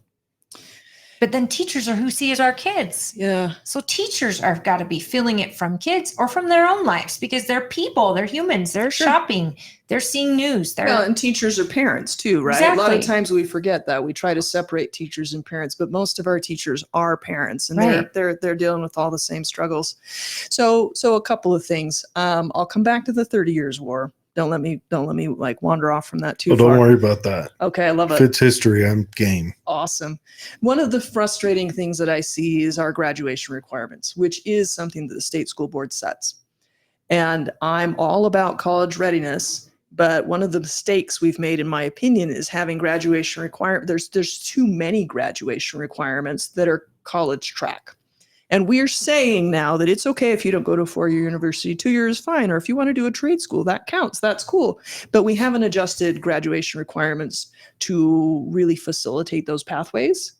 And there are a lot of students who don't really want to go to college right. or are concerned about the cost. And we should be providing options and pathways with graduation requirements supporting it, and course offerings supporting pathways into the skilled trades. Yes, we have auto shop in the schools, and that's great. A lot of schools have wood shop, which is great. But why aren't we offering a math class that counts as a graduation requirement that's math for the trades? Mm. Where Like a kid- software engineer or like code writing or Sure, why wouldn't that count for a math class? it absolutely or would. why couldn't it be a math for the trades that would then dovetail with a woodshop class, Mhm. so they can do the math and then go to woodshop and do the math, so it's hands-on. Engineering. Yeah. Counts for a Well, graduation dealing with a requirement. measuring tape. And then like they're seeing the application immediately for our concrete thinkers who aren't really Architectural. who aren't really going to be the folks that want to go to college, but She keeps would. calling out our college courses next to me. But I'm saying thinking these are contractors. These are doers, but why aren't they considered math classes? Well, and that again, Does that's it- what is I it- see. We Could need it to be make just some it doesn't fill adjustments. enough time to make a class out of it? I'm sure that we could make a class out of I it. mean, you could stretch it out. I mean, dealing with wood shop, I would have a part of wood shop Wood apply shop would towards include geometry. It would include trigonometry. fractions. It would include all the fractions they should learn in elementary school, but we have to but reteach that's it for sure. application It of is, fractions. absolutely, and at fractions and angles and all the things that would be all of the advanced coursework. So we could do that math for the trades and then go do the math with the trade that starts preparing them for going into an apprenticeship through like Yeah. the carpenter's unit, But I could or see do it something even- with the electricians so that they can go and become, a apprentice electrician, where they get into a paid status where you're earning while you're learning. And that also starts to fill some of those gaps that we have in the skilled trades, which connects to our housing shortage. We don't have enough skilled trades people. And part of it is because the kids in the schools who sometimes tell me, Ms. Gatrell, I'm going to drop out and go work construction with my uncle. I hate school. I'm not going to college. And like they don't see a path that has value to them. Right. So we need to make some adjustments to our course offerings and to our graduation requirements that facilitates that. But see what you said could be used for both. Absolutely. I mean, that's why I said architect. Boom. Mhm. I can go to college with it, Yeah. or I can become a general contractor, Yeah. or I can just go be a contractor somewhere. Right. And out here, I know they have for juniors, seniors, they can take the bus to the local trade school. Yeah. For half the day Mhm. and learn their trade there. So I think there's intermingle. They can also take There college is. courses. Yeah, and there's overlap for sure. And I'm not suggesting something that would compete with the specialized programs. I'm talking about expanding offerings for students who don't necessarily have the grades to get into the specialized I see. programs. Because that's a problem with our Granite Technical Institute too. In order to get into those specialized programs, you have to already have good grades. You have to be a good student. And if you're not, you don't have access to that. So it's the kids That's that need interesting. it the most can't. We don't allow them a pathway. Yeah. that's And we need to Brilliant, fix that. actually. That's It's so simple and obvious. Nobody's talking about it, but I'm in the classroom having the conversations. Yeah. So I see this. I'm like, why aren't we doing this? Why aren't we strengthening school and community partnerships Mhm. so that we can connect families with resources? My Right. school has a social worker who does a lot of that work, which is great. We see a concern. We send the student name to the student support team. They discuss it. They figure out what they need to do, and then they help provide those resources, make those connections. Yeah, Mongo could sure use a welding class. Mongo's not going to graduate. Well, that's something we saw was leaving high schools at a rapid speed. Wood shop and And Yeah, those got- a lot of them got. They kept auto mechanics is kept around mostly, but a lot of wood shops left. Ag mechanics has kind of gone away, and that might have been. I know everyone blames Obama for that, but that also might have been. It could have been No Child a Left lack Behind of- with Bush, where we have to Yes. emphasize, we've got to emphasize math, science, English, the tested And it subjects, could have and been- Could have everything been a else state. gets cut. It could It have been. could have been a funding lack of It's also teacher funding availability. and teacher availability. I mean, right? Terrell Hunsaker's one of a kind, and he Mhm. should have retired 100 years before he did. But that goes back to, we're not creating the people in the trades that could then step into that role and have a good career working in the school where they Yep. would be able to support themselves and their families and not make 3 times as much in the civilian It's tough. sector. So It's killing challenging. it. And It's we challenging, really- yeah. We need our kids. Like my daughter wants to be a veterinarian since Okay. the time she was born. So Cool. we're talking college path for her, and I'm Mhm. that's Great. fine. My son still doesn't know. Want to be a computer programmer. Sure. Wanted to be this and that. But I'm like, we have to take advantage of everything. Mhm. Learn. He's great at math and science, things like that. But I'm Right. thinking, what if you decide, if you're not going to work with computers, because I think we're going by way of computers in the future. That's without a doubt. They're absolutely That's going to gonna be- supplement every career field. Yes. So let's go into computers, be an electrician, be a welder, be a plumber. Mm-hmm. These are jobs you can have, and you can have a great life. Absolutely. You can build a business. So Mhm. learn Yep. business development in high school. Yeah. I mean, I took that class. Awesome. These pathways, you're right. We need to be able to, again, follow the child, not the group, because that's what our charter does. It Mhm. follows the child based on what they're learning and puts them in that level. Yeah. The district should be following the child. And if you do have a kid that maybe is a C student, but has a high interest in learning to be an electrician, create a standard that you have to attend this many hours, unpaid, whatever you're Sure. learning. Internship, work release, call it what you want. Yeah. Yeah, work release used to be a big thing Mhm. when I was in high school. Is it still a thing? It is still a thing. It's there. It's It not does as- exist. It's But they could There's be- not as much of it. They don't like it used to be. They'd cut you loose half a day, Mhm.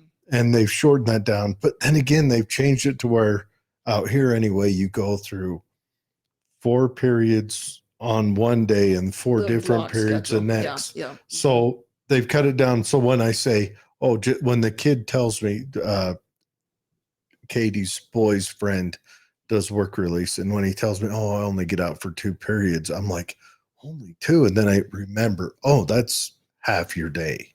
It is half the day, but then again, you also have to remember the graduation requirements. There's so many. But he has, Yeah. like, you don't have time to do. well, very he much of also that. has his grades. I mean, that's one Mhm. thing. If Yeah. to get work release, the kid runs good grades. And so he's on track. So Good. they say, Yeah. he's a junior right now. They're like, Mhm. you can peel that off. You're still on track. You can peel that off this year and next year. You're still on track, It'd Yeah. be cool to send them to an apprenticeship.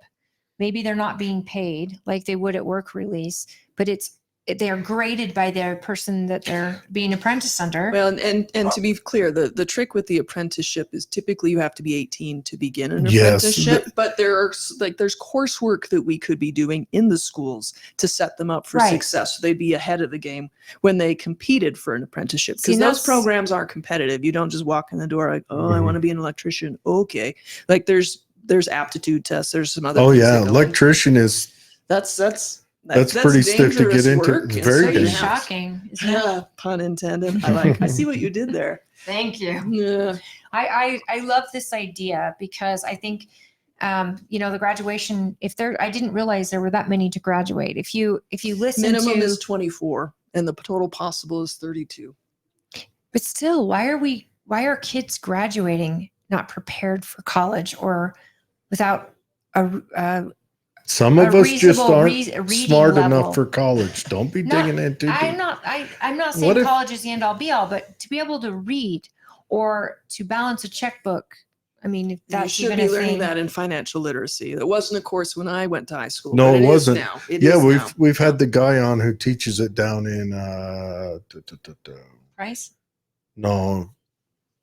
Pleasant Grove. Okay. Um, But again, these make sense. These are courses that make sense, far more Sure. sense than, What if some other classes. I don't know which ones right at the top of my head, but wow, what an opportunity if my child he's not a 4.0 student, has no interest in going to college, but wants to learn how to take zeros and ones and write code. Yeah. Or and develop video games. We offer those courses over at Hunter. He'd love that. And I think or that's going to operate be his a plan. flat blade shovel?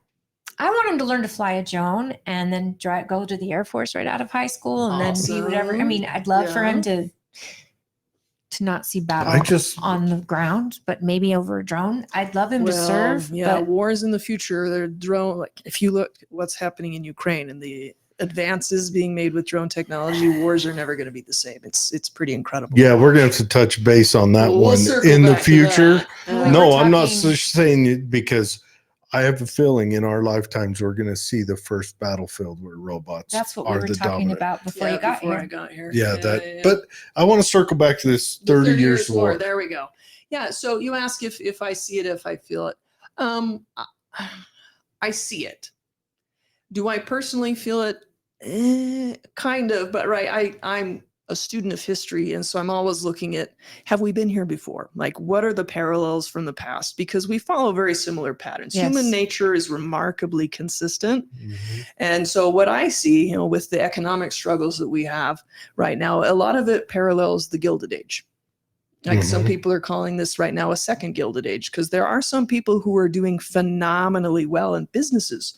They're making a lot of money, right? Record profits. The stock Amazon market. Yeah. and- Stock market's at record high. And so the economy, if you look at the traditional measures, the economy is great, but not everybody's feeling it. No. Have you looked into the stock market, like the S&P 500? I don't know this stuff. I'm a moron. But someone You're not a said moron. there are 5 companies that's holding that up right now. I would That have if to they dig into that. they took the top 5 out, You mean Mhm. BlackRock? we're at one of its lows in the last 100 years. Interesting. It's like Apple, Amazon, it's all Apple, Amazon, all those niche companies. Google. But it actually ties again to the Gilded It Age, does. because you have a small number of companies Mhm. that control a lot of the economy. of the world's economy. Yeah, that's true too. So there's parallels to where we've Mhm. been before. Gilded Age, late 1800s, early 1900s, and we went through some things because the people doing all the work, generating all the wealth, were very frustrated with their lives and Right. things not being okay. So that's where you see like the development of unions and communism, also that specter sort of rising in Europe, and you get the communist revolution, which is very much a thing that frightened a lot of people too, and rightfully so, because communism as Marx explained it and communism as implemented are not the same thing, but they're both scary, right? Well, I lived in communists, I lived in Europe under the threat of Soviet invasion. Like, communism bad, like, we'll just put that out there. Bakunin.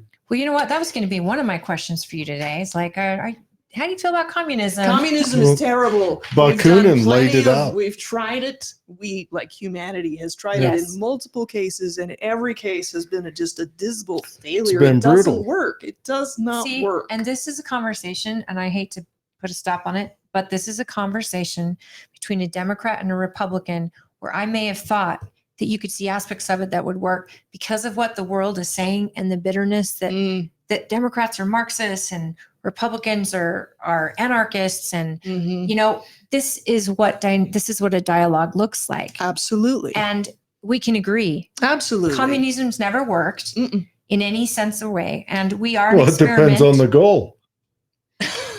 Okay. If your that's name's fair. Berea, communism was great because you're a sociopath that wanted to pull teeth out of generals. So it didn't work for the mass of the people. No, it did not. Right. It Well, did- in that sense, it have just you ever doesn't heard work. of Bakunin? Probably, but give me context. Well, he was a communist contemporary of Marx, and he wrote Marx. He says, your plan is not going to work. This is not how it works. Well, it doesn't work. And the it people doesn't. don't just naturally gain social communism, like consciousness, and rise up and overthrow. Like it just doesn't work that way. You don't It doesn't because they're sociopaths. You And end up with sociopaths they leading find these their kinds way of into that. movements, and it just is completely destructive and eventually self-destructive, and a lot of people die. Yeah. Mhm. It's Yeah. like it's just bad. Once in a Ask while, you get a Mal. good guy. We're Gosh. staying on communism. It's But bad. Stop giving them good guys. anyways, Right? Like, We've got agreement. why am I forgetting We're having names? a great But dialogue here. Mikhail Gorbachev, Mm. you know, a good guy. yeah, he was a good guy. I And would he honestly, signed the document I ending would- the Soviet Union. So I would much call him credit to him. probably, Yeah. honestly, if I was to lay out a hero of the 20th century, I would probably lay him out. He's pretty awesome Yeah. because he saw the writing on the wall, and the only way, like, to move forward as a country and as a people is to end this. Well, also when Romania, okay, when Eastern Germany and Poland wanted to rise up, he says he saw He let 'em Tiananmen go. Square and he said, "I'm not sending tanks," and they were screaming for him. He said, "I'm not." Well, they had done that previously Before he got with in. Brezhnev, and that had absolutely been a thing You in the two are East. nerds. And it had crushed the uprisings, but the Mhm. people were still discontented, and the economic system was still just an abysmal It failure. doesn't crush the doesn't work. uprising. It Yeah, just because if you crush people's hearts and hope, Well, you just world- push it underground. it doesn't crush them. Yeah. Yeah, ask You push it Ceausescu. underground. Did it crush Yeah. that uprising? Mhm. Yeah. Because they did it there. what is going to happen in America? Right. So you asked, do I see it? Do I feel it? I see that people are frustrated, but oftentimes when they're frustrated, it's because they're buying into narratives Mhm. that aren't true, or at least they're incomplete. If that makes sense. I'm talking about the people like myself, for example, who Sure. my husband's in a business Okay. that did well, Mhm. really well. Mhm. And it's a car business. Cool. Everybody needs a car in America, mostly, especially in The way rural our country's Utah. designed. Yeah. Yeah, Rural we're for sure. pretty far apart. Everyone Yeah. needs a car. It should Mhm. be something. But in 4 years, we've watched it have a commonality in a pay structure that we got used to, and we've Mhm. sacrificed a lot to build your so business. that I could stay home So with you my could stay kids, home. and he was the provider. Mhm. And over the last 4 years, it's like they can't even sell cars, and the people they're selling to aren't Americans. Mhm. So it's like, wait a minute, we're going to have to sell a lot of stuff, or something's got to change. We Right. can't pull pennies from nothing. It's true. Meanwhile, your credit suffers if you're not on time with your bills. So you Yeah. can't take out money, Yeah. and the interest rates on anything are astronomical. So Mhm. your children are looking at the future going, I'm not moving out anytime soon. Yeah. And so it's like there's doom and gloom all over. Even if they don't read the paper, watch the news, they Mhm. can feel it. Yeah. Going to the gas tank or looking at their 401k, that's doing Yeah. okay. Mhm. Mhm. But you try and pull money out of that, Yeah. Good luck. it's a Well, lot of money lost. I see it like this. Remember, I'm going back to the thing. Yeah, but I'm just I blame asking. the government for everything. The government artificially built up an economy by sending everyone checks, which did two things. One, made it so people ran to your husband to buy cars. Car prices went up, and also it inflated our economy. The government The government made them, turns sent them everything checks to because they poop. made them not go to work. Again, yeah, it was Yes, the I'm government. making your point. So yes, our government's problem. Now you're going to be on the school board. Mhm. I'm a parent and in the audience, Right. and I'm suffering. My children, I'm hoping, aren't suffering because I don't want them to worry about adult problems. That's the last Yeah. thing I want. I just want them Good. to learn. Right. Right. But here I am going, my school district isn't handling this properly. I've gone chain of command, Mhm. teacher, principal, administrator. Here I am in front of you guys, because I know this was something we heard a lot of, that Okay. that parents were going to the school board. Now I'm not sure if they weren't from Twilla County, actually. They Davis County, Utah County. Mhm. And they went to the school board, even from West Valley, piping angry because their district wasn't handling it. I mean, what do you see happening in this country? And then how do you see your position and how you can maybe help ease some parents' mind? Or what do? Do you call an administrator in and have a talk with them? Does the school board do that? Do they punish administrators? So the school board doesn't, but there is a professional practices committee that can. And as far as the school board level and discipline, we can suspend licenses and we can revoke licenses. That's pretty much all the punishment power that we have. So is the committee you're talking about, are they a paid bureaucrat committee? Or are they a volunteer committee? They made up of It's citizens? school board members and then Okay. also state school board staff. So it's staff, and then you guys would be the ones that would investigate the claim, I assume. We would be presented the results of an investigation, yeah. And then we would make a decision based on the results of the investigation, what the appropriate response would be in terms of licensure, because that's what the state school board would control, is the license. We grant the licenses, and so we have that power. To individuals, Yes. like the Like a bar, teacher. for example, or a Or- lawyer. Yes. So you would just say, sorry, this doesn't coordinate your own district's policies, let alone our standards that we have set. Therefore, as a board, we're removing your license. At the teacher and administrator level, yeah. So there That's is pretty- an option for That's parents. pretty serious. Right. That'd have It to has be pretty astronomical. serious, yeah. Because we've And seen you probably don't want that as your first recourse to any complaint, no. because Now, you can't obviously, afford to if lose some- teachers. chain of command. I mean, It unless should the be chain of teachers, command, like yeah. a Grantsville football coach, but we don't need to go into Hey, that. Their team is doing really well. I don't, if you're referring to a specific incident, I need to read Oh, up on they that. had like 3 football coaches in a row that liked cheerleaders too much. Oh God. Okay. Yeah. No, they should never teach again. If that's a No, thing. no, Nope. no, they should. teenage girls though can be very persuasive. They can be Ugh. under the I would school, and never I'd want be to fine be with a it. man All right. teaching No. Like teenage girls. they're teenagers, which Yep. makes them gross. Yeah. Like we love them and we want them to learn, but Yep. they need to shower and do all the things and just ew, gross. Like you should never be in a room alone with a student. Like that just should never be a thing. Doors open all the time. Absolutely. Windows, blinds, Because like just perception is Mm, everything. it is. Absolutely. So we've kept you longer than we even planned, Yeah. but I love this so much. We'll give you 10 Okay. more minutes, and then Okay. we're gonna release you back into the world. We should Into the actually let you wild. doing the talking. Yeah, because him but- and I are gonna. I love We it. could talk to you for hours. He is such history buff. I am, am and just I love so in- social studies. Sure. I love anything to do with anthropology and And human I- culture. Yeah. I, being the chair of the party here in the county, Uh-huh.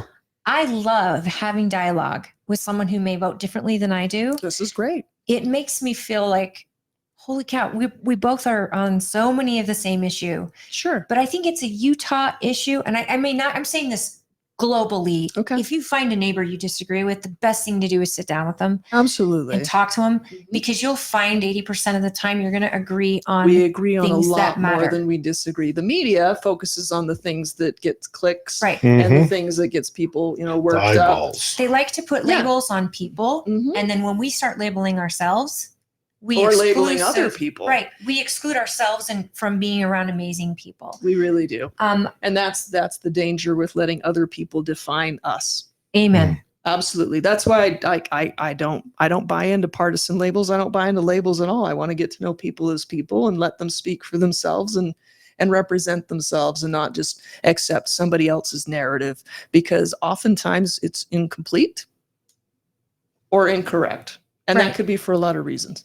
Right. It just is. It's a thing. If you haven't ever watched the TED Talk, The Danger of a Single Story, incredibly powerful. Yeah. Incredibly powerful. So I'd recommend that to you guys and Is to your that- viewers. I think I've seen it where they discuss the story, but they discuss it from different aspects of. So it's actually an author. Perception? It's a woman from Nigeria who grew up in a middle-class home with professors as parents, came to the US. So she talks about her own experiences and how people perceived her and how funny some of the things were. I'll just give you one example.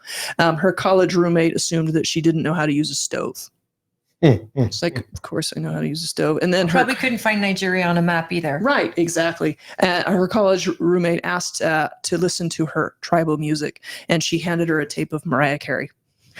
And she's like, "Why do you have this perception of me?" But as she continued her education and kind to understand American culture, like we're very I'll use the word, we tend to be very ethnocentric. Like we focus on our issues and our world, and we oftentimes don't consider how other people live and how other people think, because we just don't. Well, It doesn't even we're occur to us. Almost, And then we're insular within our we're own very- communities here too. we're very cocky that we're Americans. Sure. And in Germany, and I'm driving down the street in Germany, you'll hear American music coming out of Yep. the things you're watching, American movies, everything is Right. American brands. Mhm. And you're like, oh, okay. But yet American they can culture speak, has become global. they can speak 3 English languages and mhm. we can speak one. And Right. they understand all of Europe, and we could barely get through the 50 states on a map. Right, let alone find France or Afghanistan or Yeah. Iraq on a map. Like we struggle with really understanding the rest of the world. So that's a really great video clip. It's like 20 minutes. And To be fair, though, I would love. Okay, one, Europe is half the size of the United States. but their To be fair. population. Oh, sure, their population is dying quicker than ours too. Okay, that's fair too. All right, and Europe is also they're from a time when you had city states. So one city state spoke one language and another one spoke Mhm, another. Sure. Yeah, And then the yeah. Habsburgs came and did Mhm. their inbredness conquering Oh on my one gosh, the Habsburg and made jaw. you learn something else. Yeah, just because you drag your chin on the floor doesn't mean you need to conquer all of So what Europe. you're saying is It's most true. American kids will never leave So- America or need to. And they will travel further than European kids and never leave the U.S. That's a good point. But we live in a global society But with sure. the internet, Now- and then also, Tell global me how. trade, like your stuff at the store, it mostly wasn't made here. Now- Absolutely, and So that's a we- problem, it- in my opinion. Now, you think we are ethnocentric? Study into China a little bit, how they Oh are. my gosh, China is by doing design. all kind. Yeah, And they are. basically have the national like Russification happened under the Soviet Union and under the empire. The emperor is in Russia too. Like they basically tried to wipe out other civilizations. Yes. Which is, in my opinion, dangerous because you lose other ways of thinking and ideas. Oh, 100%. We are benefit, like we mentioned algebra earlier, Mhm. and the great ancient empires. We wouldn't have algebra today if those other groups of people who saw the world differently hadn't preserved it. Look at the buildings in Germany compared to buildings in the United States. You see buildings in Germany that have been there 1,000 years. The architecture is so beautiful. I noticed this in Milwaukee when I was there for the convention. I'm looking at these buildings, and this guy tells me, yeah, they were built by German ancestors. They brought their ancestors Right. here 100 years ago, and I could Mhm. tell because it was like masterful, and yet it's an apartment complex. Right. There was beauty and depth in the artistic folk, and yet China probably doesn't see the importance of their artists like they do their mathematicians, their scientists. And so losing some of those, and by the way, their birth rate has dropped to a point they of are already like the they're in demographic trouble. time bomb is already starting to Well, explode. the on one-child that, yeah. policy. Even though they Yeah. officially ended it and said you could have two, like people aren't having two. Well, no, they because- grew up as single kids. well, They it's don't know not how just to handle that. two. Yeah, when it's a mess. it's not just that. When you have a one-child policy, you're going to upend the natural demographics between Yep. males Male and and female. females. Absolutely, and that's a huge problem there too. So with they're- even like sex selective abortion was very much a thing in Yeah. China. It was very big, Mhm. very big. I think it probably still is. I mean, they're allowing, at least in Canada, I know they're doing this too, where old people are killing themselves. Euthanasia. Yeah. They're making it an option, euthanasia, for the elderly, and for even as young as 16 Ugh. for mental illness or terminal. When life isn't important anymore, when life is just but a burden to somebody. And in China, it's almost like, well, you have to have a child because they care for you. The state's not caring for you. Yeah. And if we are caring for you, you're a burden. And when we provide your health care, we decide your value because you become a number at that point. There's so much wrong. And again, communism, it will implode on itself Always if there's not a does, rise yeah, up. Like yeah. it's a dangerous time that we're living in. Life is not valuable. And I see this. It's to me, it's crazy. But at the same time, we have to preserve our artists as much as our doctors and our lawyers. I mean, yes, everybody hates a lawyer till they need one. It's true.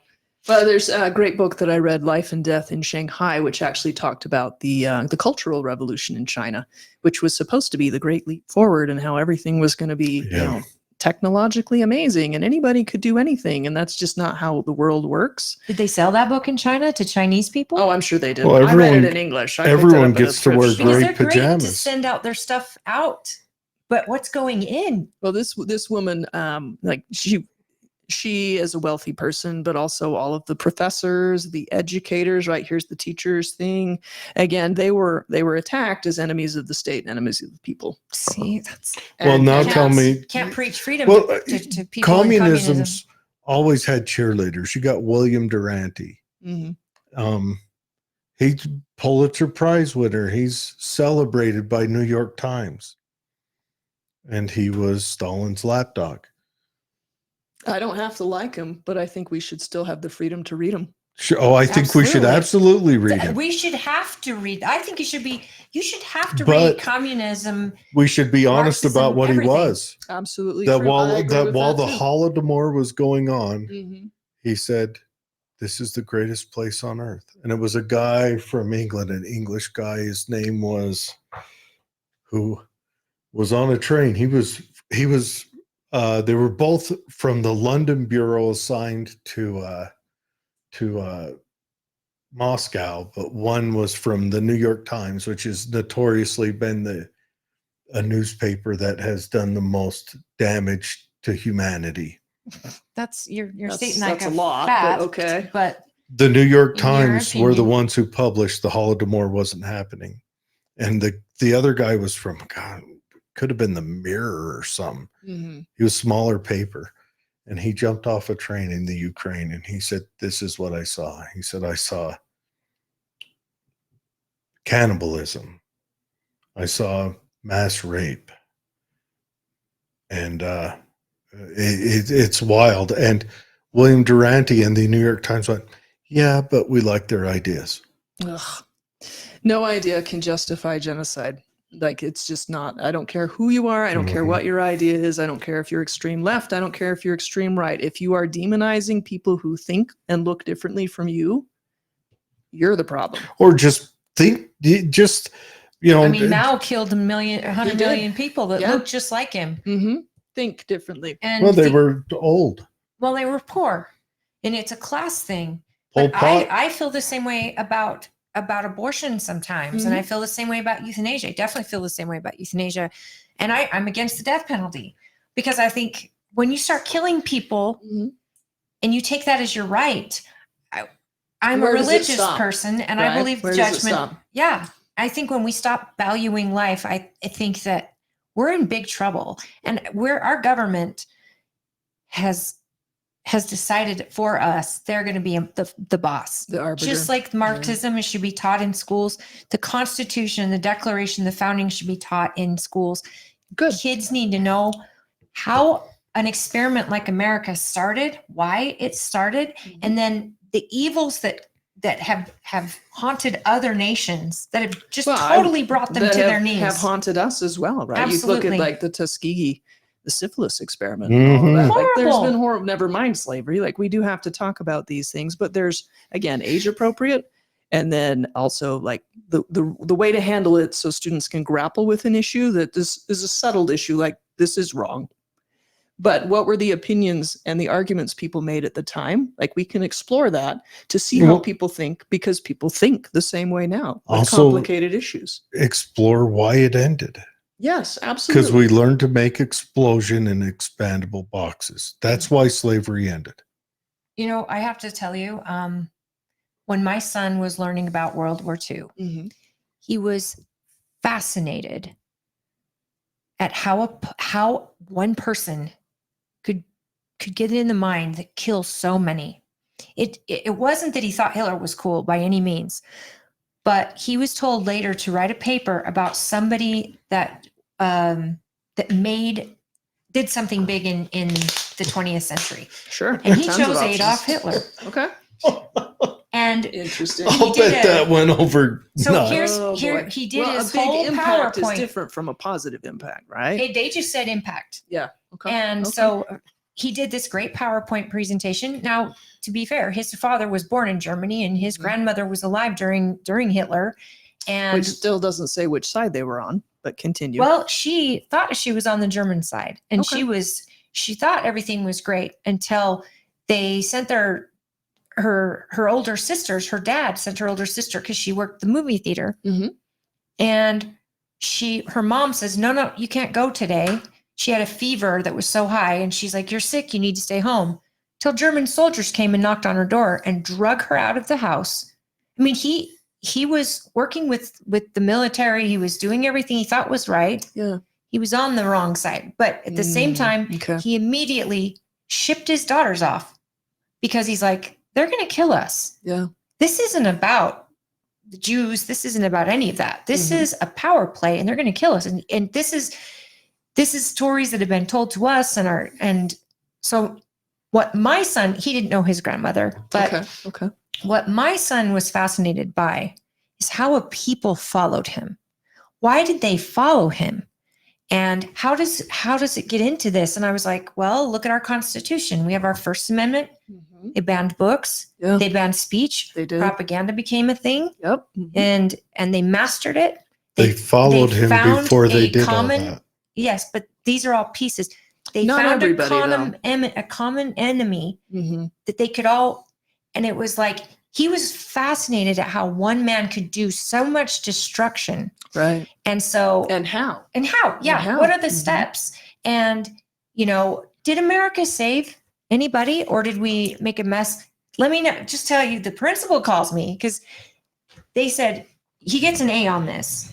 He did all the research. He's got all of his facts. It's brilliant. Okay, but good. we worry that it will look like he thinks He's celebrating. like he's fascinated by this man. Yeah. I said, well, how about you let him change his language? Okay. Because that was not his intent. He's telling this is not my intent. He's a terrible person. This was a terrible thing. Right. He changed his language up a little bit.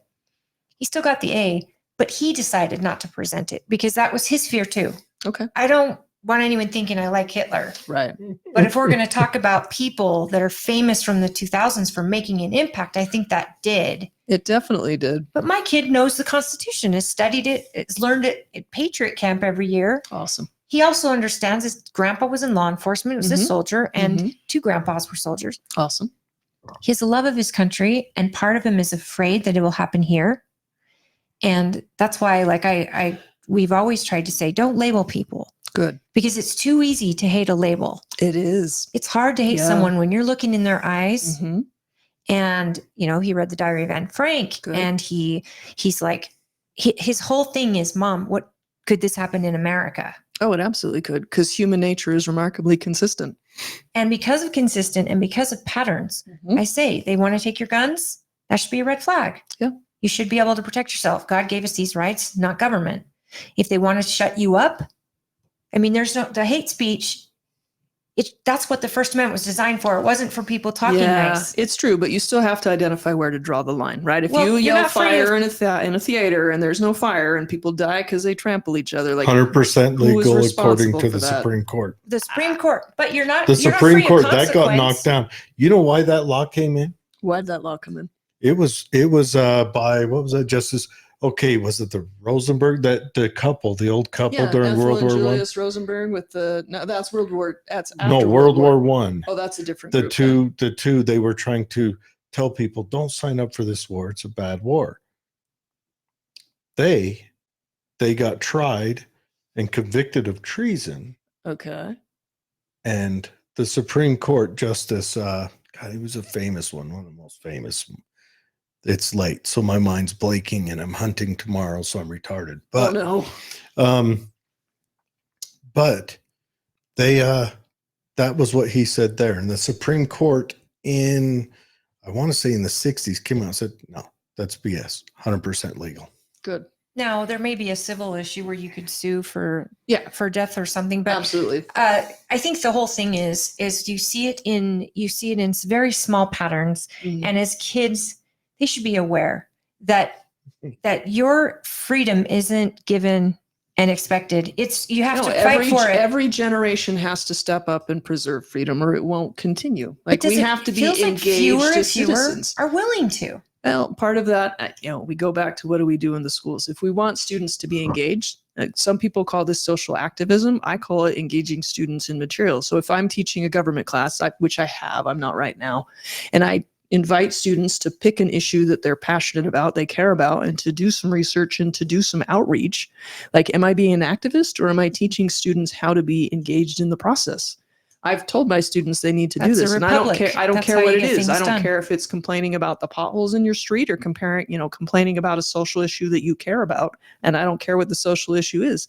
But you got to figure out who is the person that has influence over that policy, Right. and you have to communicate with them. That's basic civics right there. Well, it You're is. teaching kids how to be their own, to govern themselves. But some people would say that I'm teaching students to be social justice warriors or activists, and I don't see it that way. So that's where, we have to have conversations about what's really going on and why and what is the intent. Like, if we want students to be engaged, then we have to give them opportunities to engage.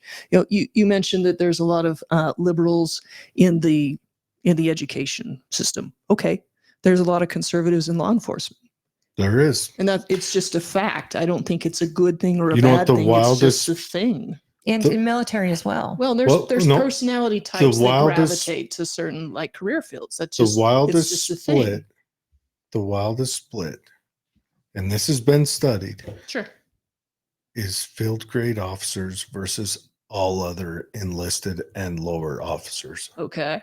You mean their politics? Yeah, that's the scariest split. Not even field grade. Most of it's some field grade. It starts bleeding into field grade, but it's most of your But general don't a lot of staff. officers go to college? I mean, wouldn't you say All there's officers a go split to college. between You have that's to have a class college degree. issue, All right? to be an NCOs officer. nowadays go to But college. wouldn't that be Yeah, a pretty well. class issue as well? It doesn't have to be because the military will. It's pay been- for the college. Democrats and Like, that's a Republicans- thing It's since a the mindset. GI Bill. The Democrats and Republicans have been split by class. That's been studied and proven. It's been split by There's been shifts. the progressive- within the parties about which classes the progressive. End up where. It's been totally flipped from 1900. And It from has. right now, But the- from It 4 has. years ago, it's flipped like The- on its nose. It's gone Yeah. totally The weird. progressive design that Woodrow Wilson called for is what we are living in now, where we have a bureaucratic administrative state. And he called for this. He begged for it. Colonel House.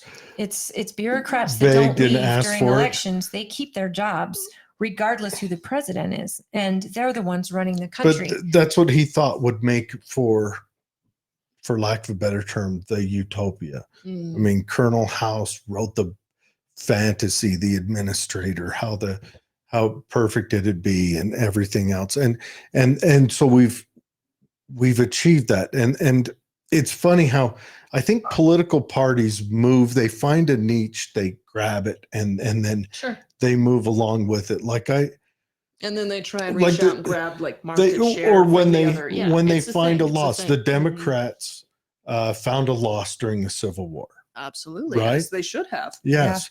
And then the Republicans, interestingly, found a loss in the early 1900s.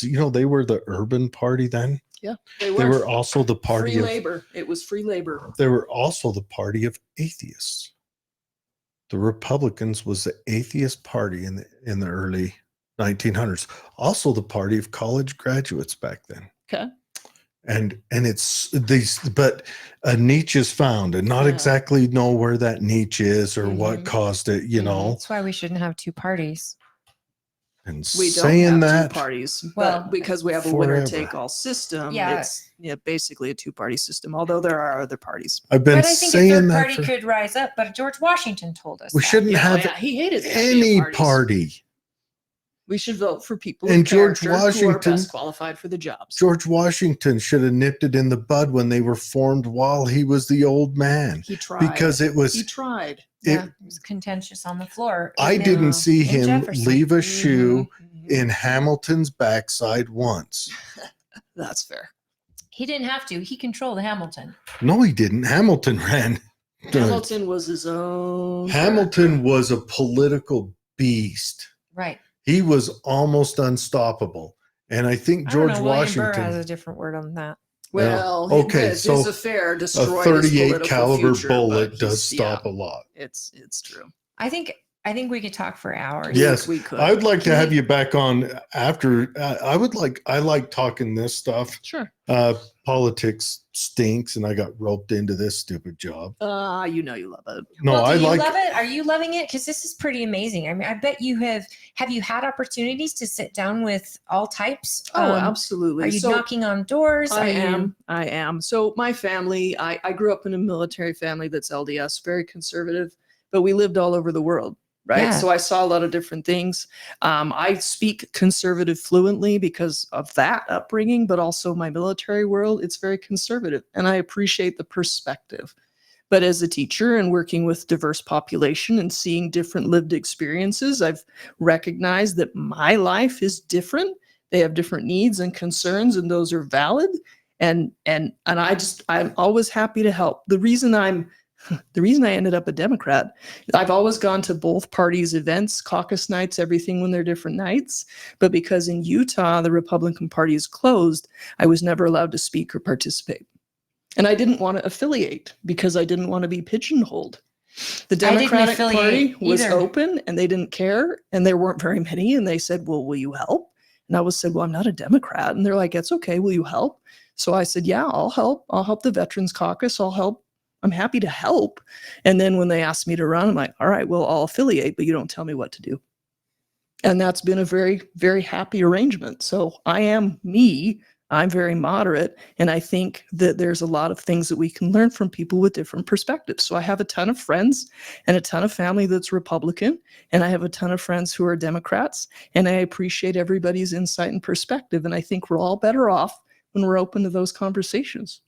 Well, and you can hyper focus on the issue and don't have to look at it from a partisan perspective. You're looking Right. at it from This is the issue. what is my job? and this What am is- I allowed to right. do? Yeah, And how do I empower others to do theirs? absolutely. Which is That's like leadership a lieutenant 101. colonel's job. Yeah. Right. So Yeah. on that, I mean, like with a lot of this, I don't tell candidates what to do on our level. Good. And the hard part too sometimes is a lot of our voters get mad at us because we don't have that kind of The litmus test, if control. you will. I Yeah. think it's donors and that really taint politicians, lobbyists. Especially at the national level where it takes so much Oh, money. Oh, yeah. Obscene. Forget It's about it. obscene.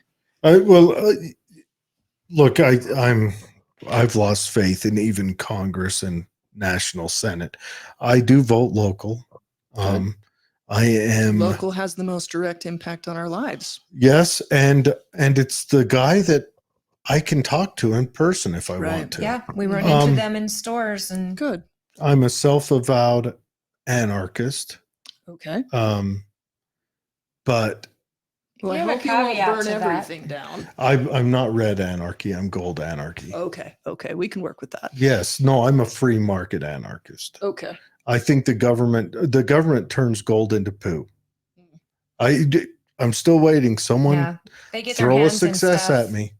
Name me a government success when they sought out to fix something and did it. Well, I'm a big fan of the Food and Drug Act, The Food and Drug Act. 1906. Which Okay. is what? The one that was brought forth by Upton Sinclair because he Well, wrote a book called The inspired by Jungle. Jungle, yeah. And then it came in. And then what He's did a savant. you had teaching Imperial every and day. Tyson Chicken at the time were the big pushers of it. And what did they say? They said, we've been doing our own inspections. Well, they shouldn't be doing their own. They said, we've been inspections. they've been paying for a third party to guarantee their food. We've been doing this ourselves. I love it. I love it. I don't love Let's- spiced ham that has, fly and other Let's bits from the let's- floor swept into it. Yeah. let's force the cost of those inspections onto our customers.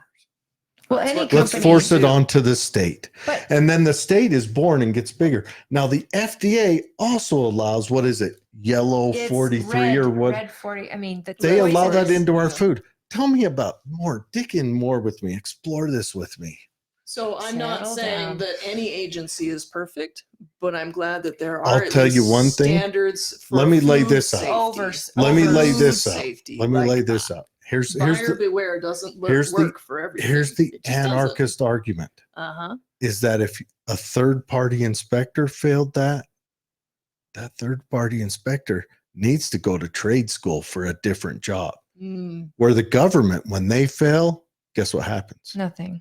Not a damn thing. Well, that's our fault. They for not actually- voting differently. You know It's what the true. government That's does? civic engagement, You, right you there. don't vote for them. They're the bureaucrats. You don't vote for them. And they're the ones that are hard to fire. You know what they do? which- You know what they do? Every time a government agency fails, every time, and you guys out here listen, every time, Okay. what do? Promote someone? Nope. Tell us. They go to Congress for more money every time. And with that, everyone, No, I she mean, gets the last word. Okay. All right. So there's always multiple sides to any story. I think we can agree on that. Yeah. The danger of a single story. Strongly recommend watching that Let's TED Talk. Get It's her powerful. website up. oh, yes. And then another book I would recommend is it's called Democracy Awakening, and it's the idea that, again, we've been here before, and when Mhm. people got frustrated with how bad things were, Mhm. enough to sort of wake up and get involved, get engaged in local politics, organize to solve a problem at every level, that's when things change. It's when people get involved. And so for so long, we've been complacent because things were fine. And now things are not fine. So people need to get engaged and get involved. But part of that is having conversations to figure out what's really going on. Who wrote Democracy Awakening? Heather Cox Richardson. He talks about, strong times make weak men. Mm. And that, I think, do you think that's true? I mean, because a lot of people, we've never Well, yeah, had if to deal things with are some of this good, before. if everything is good, then you don't have to struggle. And if you don't struggle, you don't become strong. Right. So there is absolutely a place for productive struggle. And that's sports. Sports in school is a great way for kids to deal with not always winning everything. Not everybody gets a trophy in life. That's not how it works. So kids need to engage in productive struggle and develop resilience and develop coping skills. We have to be willing as communities and parents to let kids fail.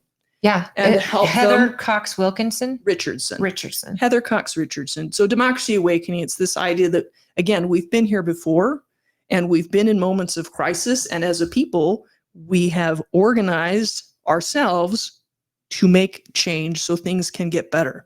And we can do that without killing each other.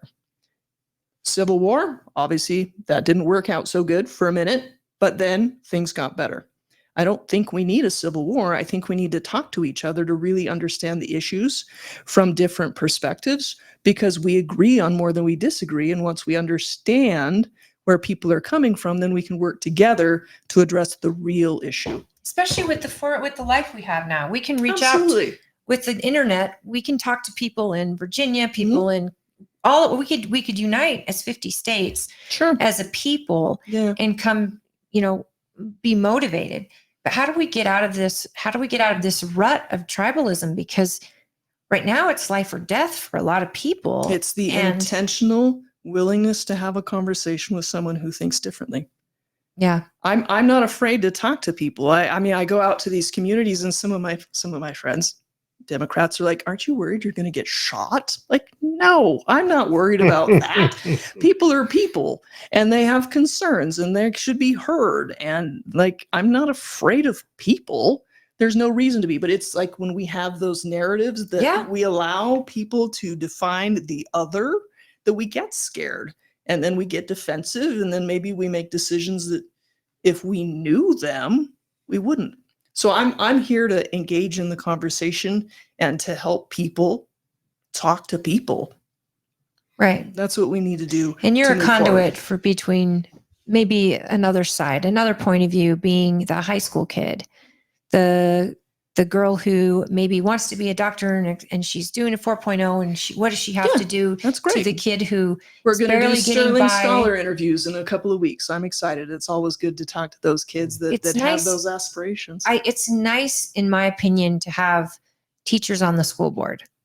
I think it's important that you have people who are teachers. I think it's important to have people who are parents. Absolutely. And I don't mind the party differential on the school board if it means that we're getting the content talked about Sure. and discovered, That's great. and we get good policy out of it. Absolutely. Your If- website is at votefordeborah.com. The number 4. The number four. four, yeah. Sorry. and it's Gatrell. Gatrell. Yep. Gatrell. You got it. My last name's Raybani. Well, no one can say it. We've so- got a family name out here, Luttrell, spelled Okay. exactly the same with an L. And Well, we also but- have, so famous that's BYU going to throw us coach off. was a Luttrell, wasn't he?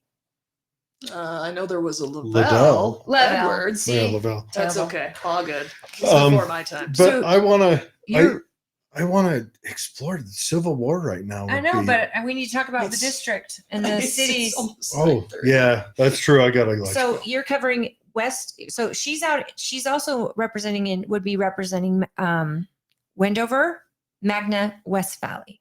Yeah, so the District 10 starts at 56 West in West Valley in Salt Lake County, and it includes all of Tooele County, so all the way out to Wendover. So which is you'd why I have was out there Magna. today. Magna, little sliver of West Valley, Magna, Tooele, Stansbury, Grantsbury, Wendover, everything in between there that's rural, and then they Grantsville. also, Would you get Dugway? yep, Dugway too. Oh boy, Absolutely. So you're running against. that's the jewel. again. You're running. The Republican is Is Matt Hymas. Matt Hymas. Yeah. And then the district also swings into Utah County. So Eagle Mountain, Cedar Fort, Ooh. Fairfield, and about half of Saratoga Springs. Okay. So 130,000 voters on the That's records. I'm a sure a lot. lot more people are gonna register to vote because people are moving in like crazy. The growth is explosive out here in Tooele and also the west side of Utah County.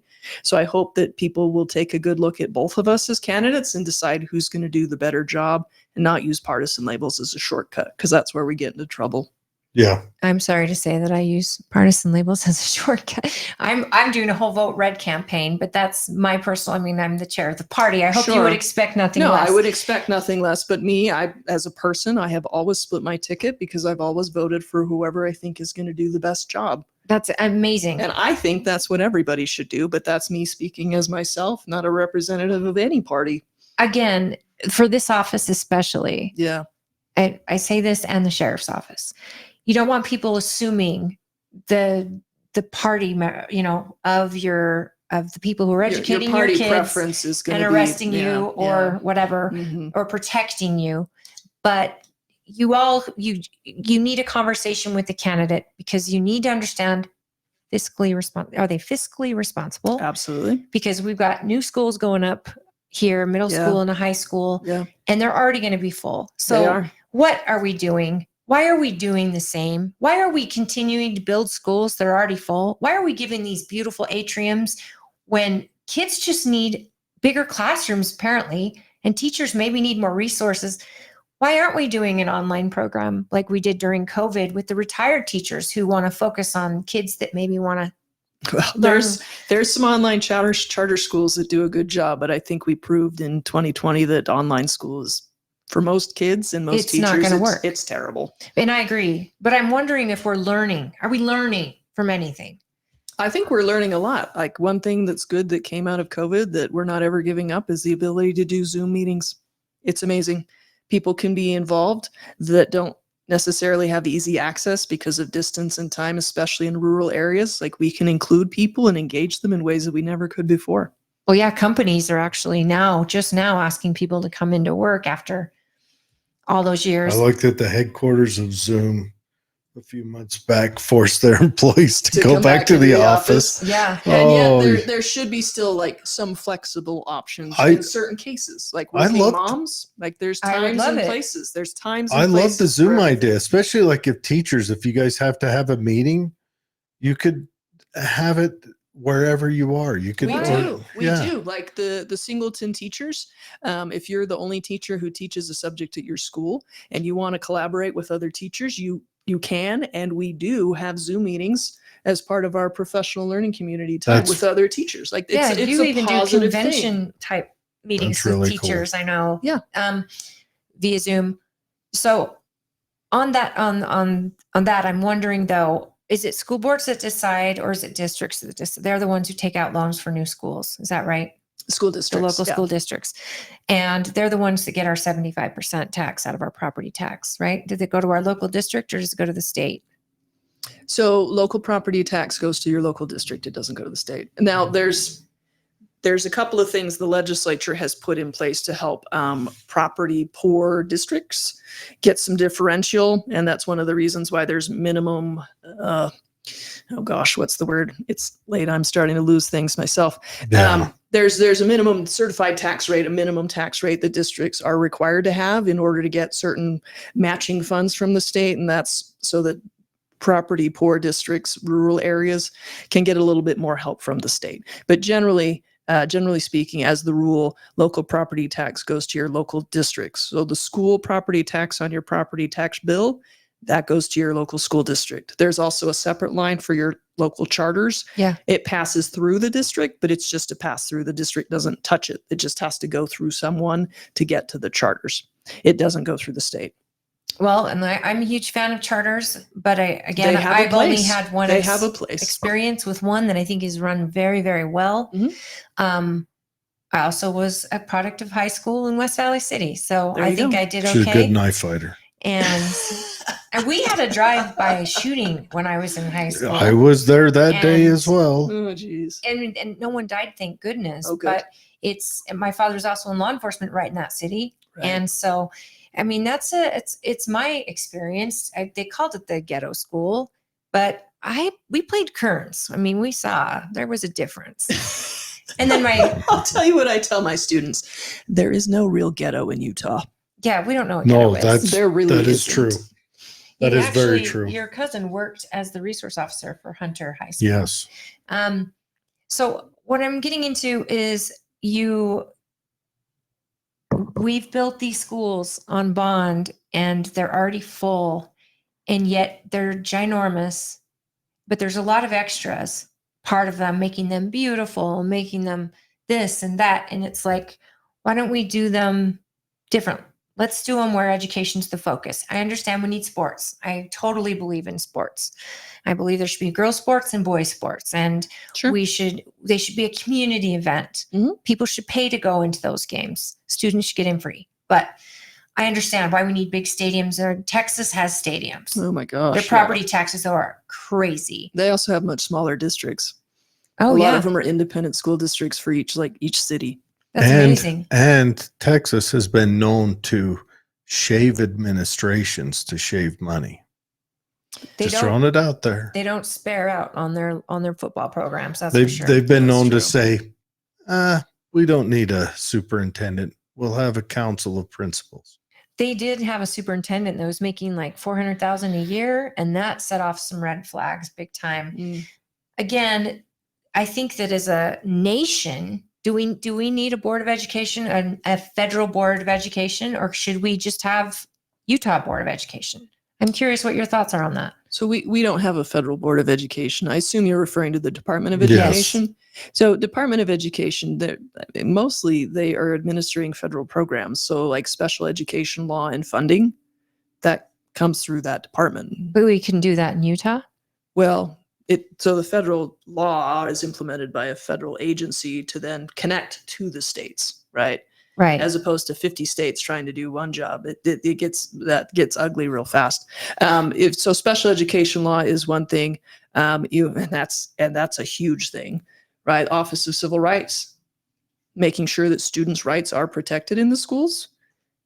A lot of that is looked at through the Department of Education. Your higher education, like your Pell Grants and work study and all of those programs. So the Department of Education is also looking at secondary. It's not just the primary school, elementary, and high school. So they have specific functions that Sure. are implementing federal law, but they don't set federal policy. That comes from Congress. Right. Sort of I'm just like what the wondering if Utah that's a department legislature we sets. need, because I mean, if we go with the most local as possible, starting from the state, Mhm. then we're at least educating our kids on state standards. If we create our own standards, not coming, of That's course exactly we what want we to take our do. special ed and That's exactly what and all we do. of that. I just feel like we've got an extra step. Maybe Utah just takes. We don't have a Department of Education. I don't. We don't. No. I Some don't see states why do we a need it. Department of Education, and some states do a Board of Education. So Utah does the board, which is elected. In other states, in some other states, the governor appoints a superintendent who just runs the state Department of Education. Yeah, I like elections. I better. like elections too, because then if we're upset, then we can choose new Yeah, people to accountability. choose different policy. But that's me, right? I think a lot of people are that. The second someone suggested that Cox was going to consider appointing an appointed AG board, or yeah. appointing the school board, that Yeah. really did not go well. Yeah, I agree. We don't on that. have, I worry we Not don't have accountability. Usually a fan of democracies, but they do help avoid other things. It's true. It's messy, but that's how we preserve and protect our rights, is through being involved. Well, I think republicanism is how we preserve and protect by not allowing mob rule. Sure. So we have a democratic republic. I think everybody's okay with that. Yes. If we just don't mess it up. Sure. And every generation has to step up and be involved.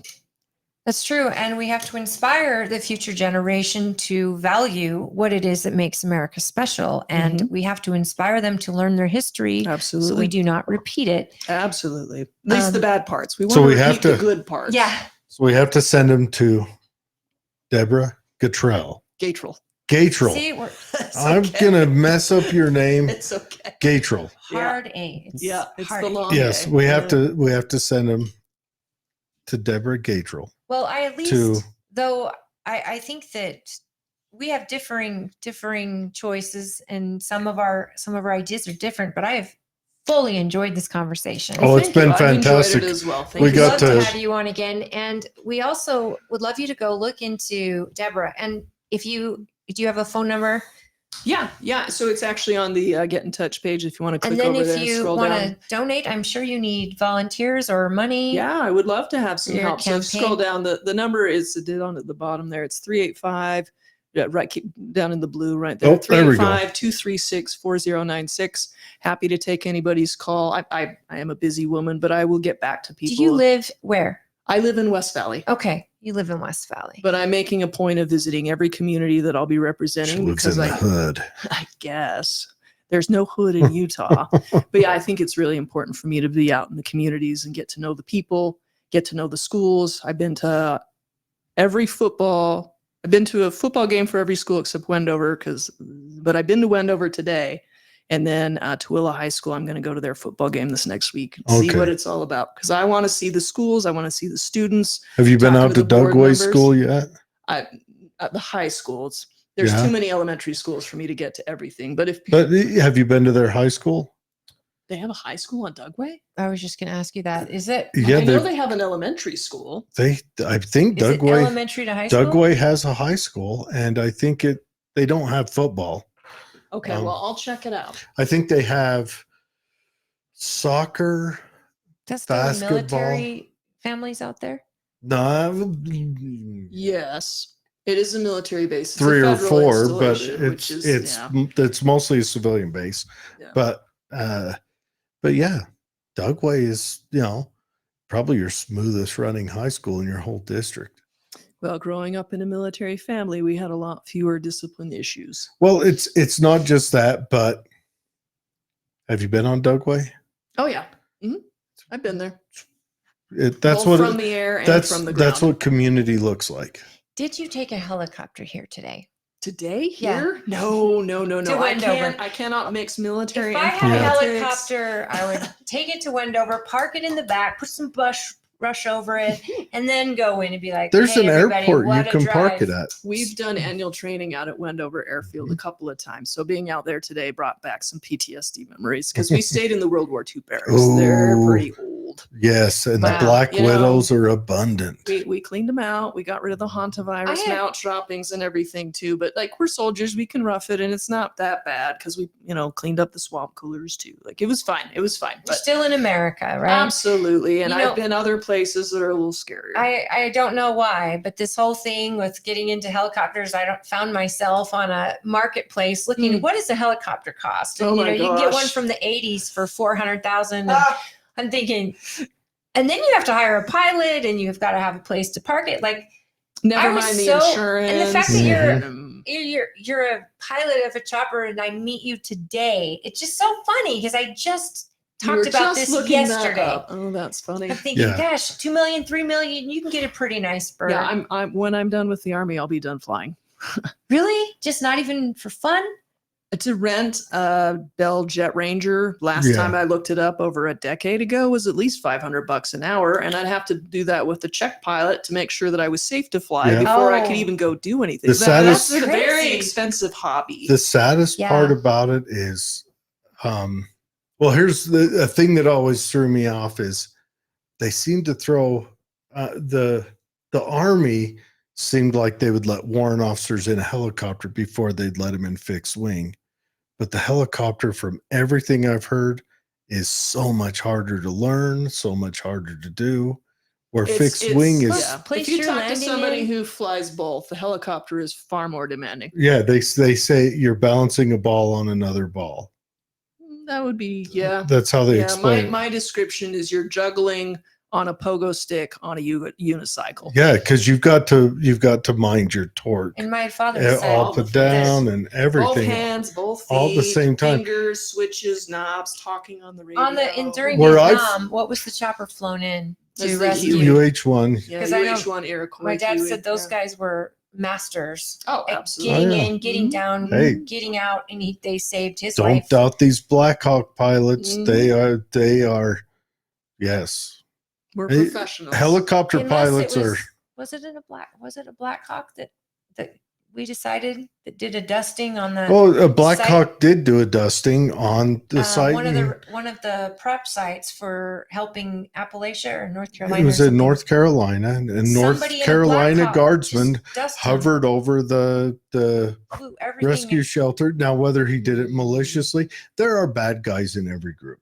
That's I the was just thing. curious though. He has been is it- grounded, though. The crew has been grounded for it. It wouldn't be Is a the reports private coming out? owner of a Blackhawk. It would be someone in the There military. are private There owners are of private Blackhawks. owners of the S-70 Sikorsky helicopter, which Mhm. is the civilian version of the Blackhawk. That Well, we does did leave a exist. lot of firepower over there in Afghanistan. Were there any Blackhawks left? There were. But no, I just want to say, being a helicopter pilot is impressive. Well, thank you. It really Stressful, probably. is. It's a lot of fun. Yeah. It is work. I mean, I would think and it'd be It's fun. work, but it's fun. When you I love retire it. from the Army, I'm hoping maybe you can find a part-time job giving tours so that you keep those skills up. Like tours to Wendover from Utah or from Tooele That, County. or Because it's maybe such a long drive. maybe tours just to go up and look at the ski slopes. I don't know, just to keep those skills up, because that is a lot of energy that's been poured into you to make you proficient at that. Oh, the Army's got their money worth out of me for sure. Oh, I'm sure they Well, have, If you find but joy energy in it, also on your side. Sure. and if that's you true. find joy in it, I mean, you could open a business and train. I Could you not? could, but my passion is teaching. Oh, there you go. Flying is fun, and I enjoy flying, but teaching is my passion. How So about that's- teaching high school kids to fly helicopters? Yes, please. We're just doing ground Let's- school. let's not fixed do wing, that. And that's So that's if you're fun. no. interested in getting to know Mrs. Yes. Miss Gatrell. Gatrell. There you go. Gatrell. What rhymes with Gatrell? Nothing. See, my last name is Luttrell? Ray Bonnie, and it's so. If you're interested in helping, I'm sure she could use volunteers. If you want to sign, reach out to her Yeah, on her absolutely. website. And if you'd like to donate, she's the Democrat running for District 10 at the school board. Mhm. And you've got your key issues, which I think that you're excellent to talk to. So if you're looking to get to the bottom of some things that she believes in, I think get in front of her. And I hope your party is helping you set some things up where you're getting in front of people, because I think you're so good with people getting to know you. You're a very easy person to talk to. Well, thank you. And My campaign is absolutely doing that, and I'm setting up events all throughout the district. In fact, I'll be in Tooele at the Pear on Monday at 7 for a meet and greet that I believe it's the Education Association's putting on. So Matt will be there too, and so will a bunch of local school candidates and other folks. So I'm excited for that. hey, shout out to the Pear. Yeah. That's a Mhm. fun little. Yeah, so 7 o'clock on place. Monday. If people want to come out and say hi, I'll have signs there. People can pick up too. 7 and p.m. 7 p.m. at the Pear. Mm-hmm. Monday. Monday. Is They it have an good coffee outdoor there, too. event? I assume that they'll put it out there in the little pavilion or something. That'll be They- nice. Bring yeah. a jacket. No, it's an indoor event center. You'll be fine. No, that's great. You're easy to talk to. Kids in Hunter, parents of Hunter, you're lucky to have a teacher exploring history, of this caliber. Yeah. Well, thank you. That's Thanks amazing. so Yeah. much. I That'd be way appreciate cool. the time. Appreciate your time tonight. I appreciate the conversation. Anytime. This has been Here's great. the good news. Okay. We were 300 miles out, but you're only 30 miles 30 miles back. back. Stedman's. Yes, I've heard the ad. Yeah. Yeah, I think it's so hilarious. You think you're going to be forever getting home and you'll be surprised. Well, coming from Wendover is a different story, but this, you're probably 35. 30 minutes without traffic could be easy. Yeah. Well, thank you for joining us. And thank you to Carrie for having you reach out. Yeah, this is Mhm. great. I thought it was a different Carrie. So is it someone from the party? Yeah, Carrie Griffith is the chair of the Democratic Party in Tooele. Okay. Cause I sent a message I told you I sent a message on Facebook Carrie, to invite them to that their candidates come out. yes, and we would like to have So her on thank here you to talk. for Oh, okay. I thank you can for kick coming. Holly out for a Absolutely. night, and I can chat with them. absolutely. I love a night off on a Friday, but then I feel like I'd be missing. I'm on a board of called Braver Angels. Oh, don't I know. love Braver Angels. Okay, yeah, we I'm just familiar did a with that. panel regarding our presidential candidates, and Uh-huh. I absolutely loved it. That's great. Hearing from independents, hearing Mhm. from Democrats, Mhm. and then being able to share my own. So if I can ever help with Braver Angels, please let me know. Or if you're offering training that I can get in on, I tried to get on some training earlier that was done at one of the Jewish community centers, but it was for members only, and I couldn't get in. So I love the training that you guys do, I and I would will love share- to participate in that as well. I am just new. Okay. And the person that brought me in is Mhm. Casey Jorgensen, and she's a Utah person. I will absolutely share your contact if you don't mind Yeah, that'd be great. and let her know because Okay. she's looking for people with all different perspectives. Okay. Their Perfect. whole goal is to Engage start in the the conversation. dialogue. Yeah. Yes. Which is what we need. That's And how to absolutely what we argue need. better. Disagree better. Yeah. Pun intended. Too soon. All right, you guys Hey, have. one oh. comment really quick. Oh, yeah. Okay. O'Malley, you don't get a risk-free life. We said that one. Yeah, I it's do true. agree with her on the adequate training they offer. Mm-hmm. It not being adequate. I would Yeah. love to believe me. And she said, I would have loved a gardening class, balancing the ecosystem inside your garden class. Mhm. That's so true. Yeah. My Botany kids classes are great. We've Right. got some at Hunter. Yeah, we call them Green Thumb over at my mhm. kids' school. Cool. And they actually made a school club called the Green Thumbs. I love it. So they're learning ecosystems. Oh, do they get to fall under the FFA? Get the support from that Future organization? farmers. Yeah, that'd be great. I'm not Yeah. sure. I don't but know. Grantsville has a big presence of the I FFA. think Tooele does as well. So So they're usually very well represented at State Fair too. Yeah. It was called our gardening class was called horticulture. Okay. Mhm. So Norma says nepotism helps get an apprenticeship. It shouldn't. But No. Okay. It's the way the world's always going to Yeah. work. We're never If you know going to get someone that makes everything easier. never going to get away from that. Tell me how Hillary Clinton became senator of New York. She'd never lived there. Okay, soldering. Someone break it down. Simple. I think that says soldering. Soldering simple components. Soldering. Oh, soldering. Oh, soldering. Yeah. Is the L silent? Yes. Yeah. Well, look It's at a me, French Granger High word, School. I'm sure. The French Soldering messed a lot simple of things up, components yeah. would be good for kids in high school. Build a simple radio kit. Mhm. Mhm. I mean, teaching kids how to, I think survival techniques would be an amazing class. Sure. How to build a fire. Self-defense. Why isn't How that part to- of PE? Twilla Clean Middle water. School used to have Yeah. a survival class. I like it. I mean, and then you can just go to our local mountains and do an overnight, and Mhm. make your own fire, find your own water, find your own food source. Mhm. Norma says in North Las Vegas, they have a high school trade school for kids with really good grades across the street for my grandson's high school. I'm sure that's a Don't we magnet we have a program, yeah. few I don't know if they're trade schools. We have a robotics school here in Utah. Mhm. We Or have here in the county. a high school that's focused on robotics. We've got a high school that's held by Real Salt Lake Yeah. Soccer. The So- sports academy. So Mhm. those things are available, but they are available to on average, kids that already have good grades. Yeah. We do need And to, money. I think the biggest thing you Right. brought up here tonight, aside from all the fun history talk, is that we need to have a system where maybe the idea that we've got to get those kids through 12th grade to the end of it, to maybe we need to start testing and you know, at 10th grade saying, look, you don't want to go to math anymore. We don't want to try to teach you anymore, but we've got these other opportunities you can explore. Certainly would make yeah. school fun. More The fun. German system, they do high stakes tests in basically junior high, and that determines if they go to a college track school or they go to a trade school Yes. track. And I'm Isn't not that too advocating soon? for that. Because I think it is. In the liberal arts education, the education of a free person, Yeah. Mhm. that's what we offer. And comprehensive high school should be able to provide multiple pathways. I agree. Norma says, I truly believe she has my vote.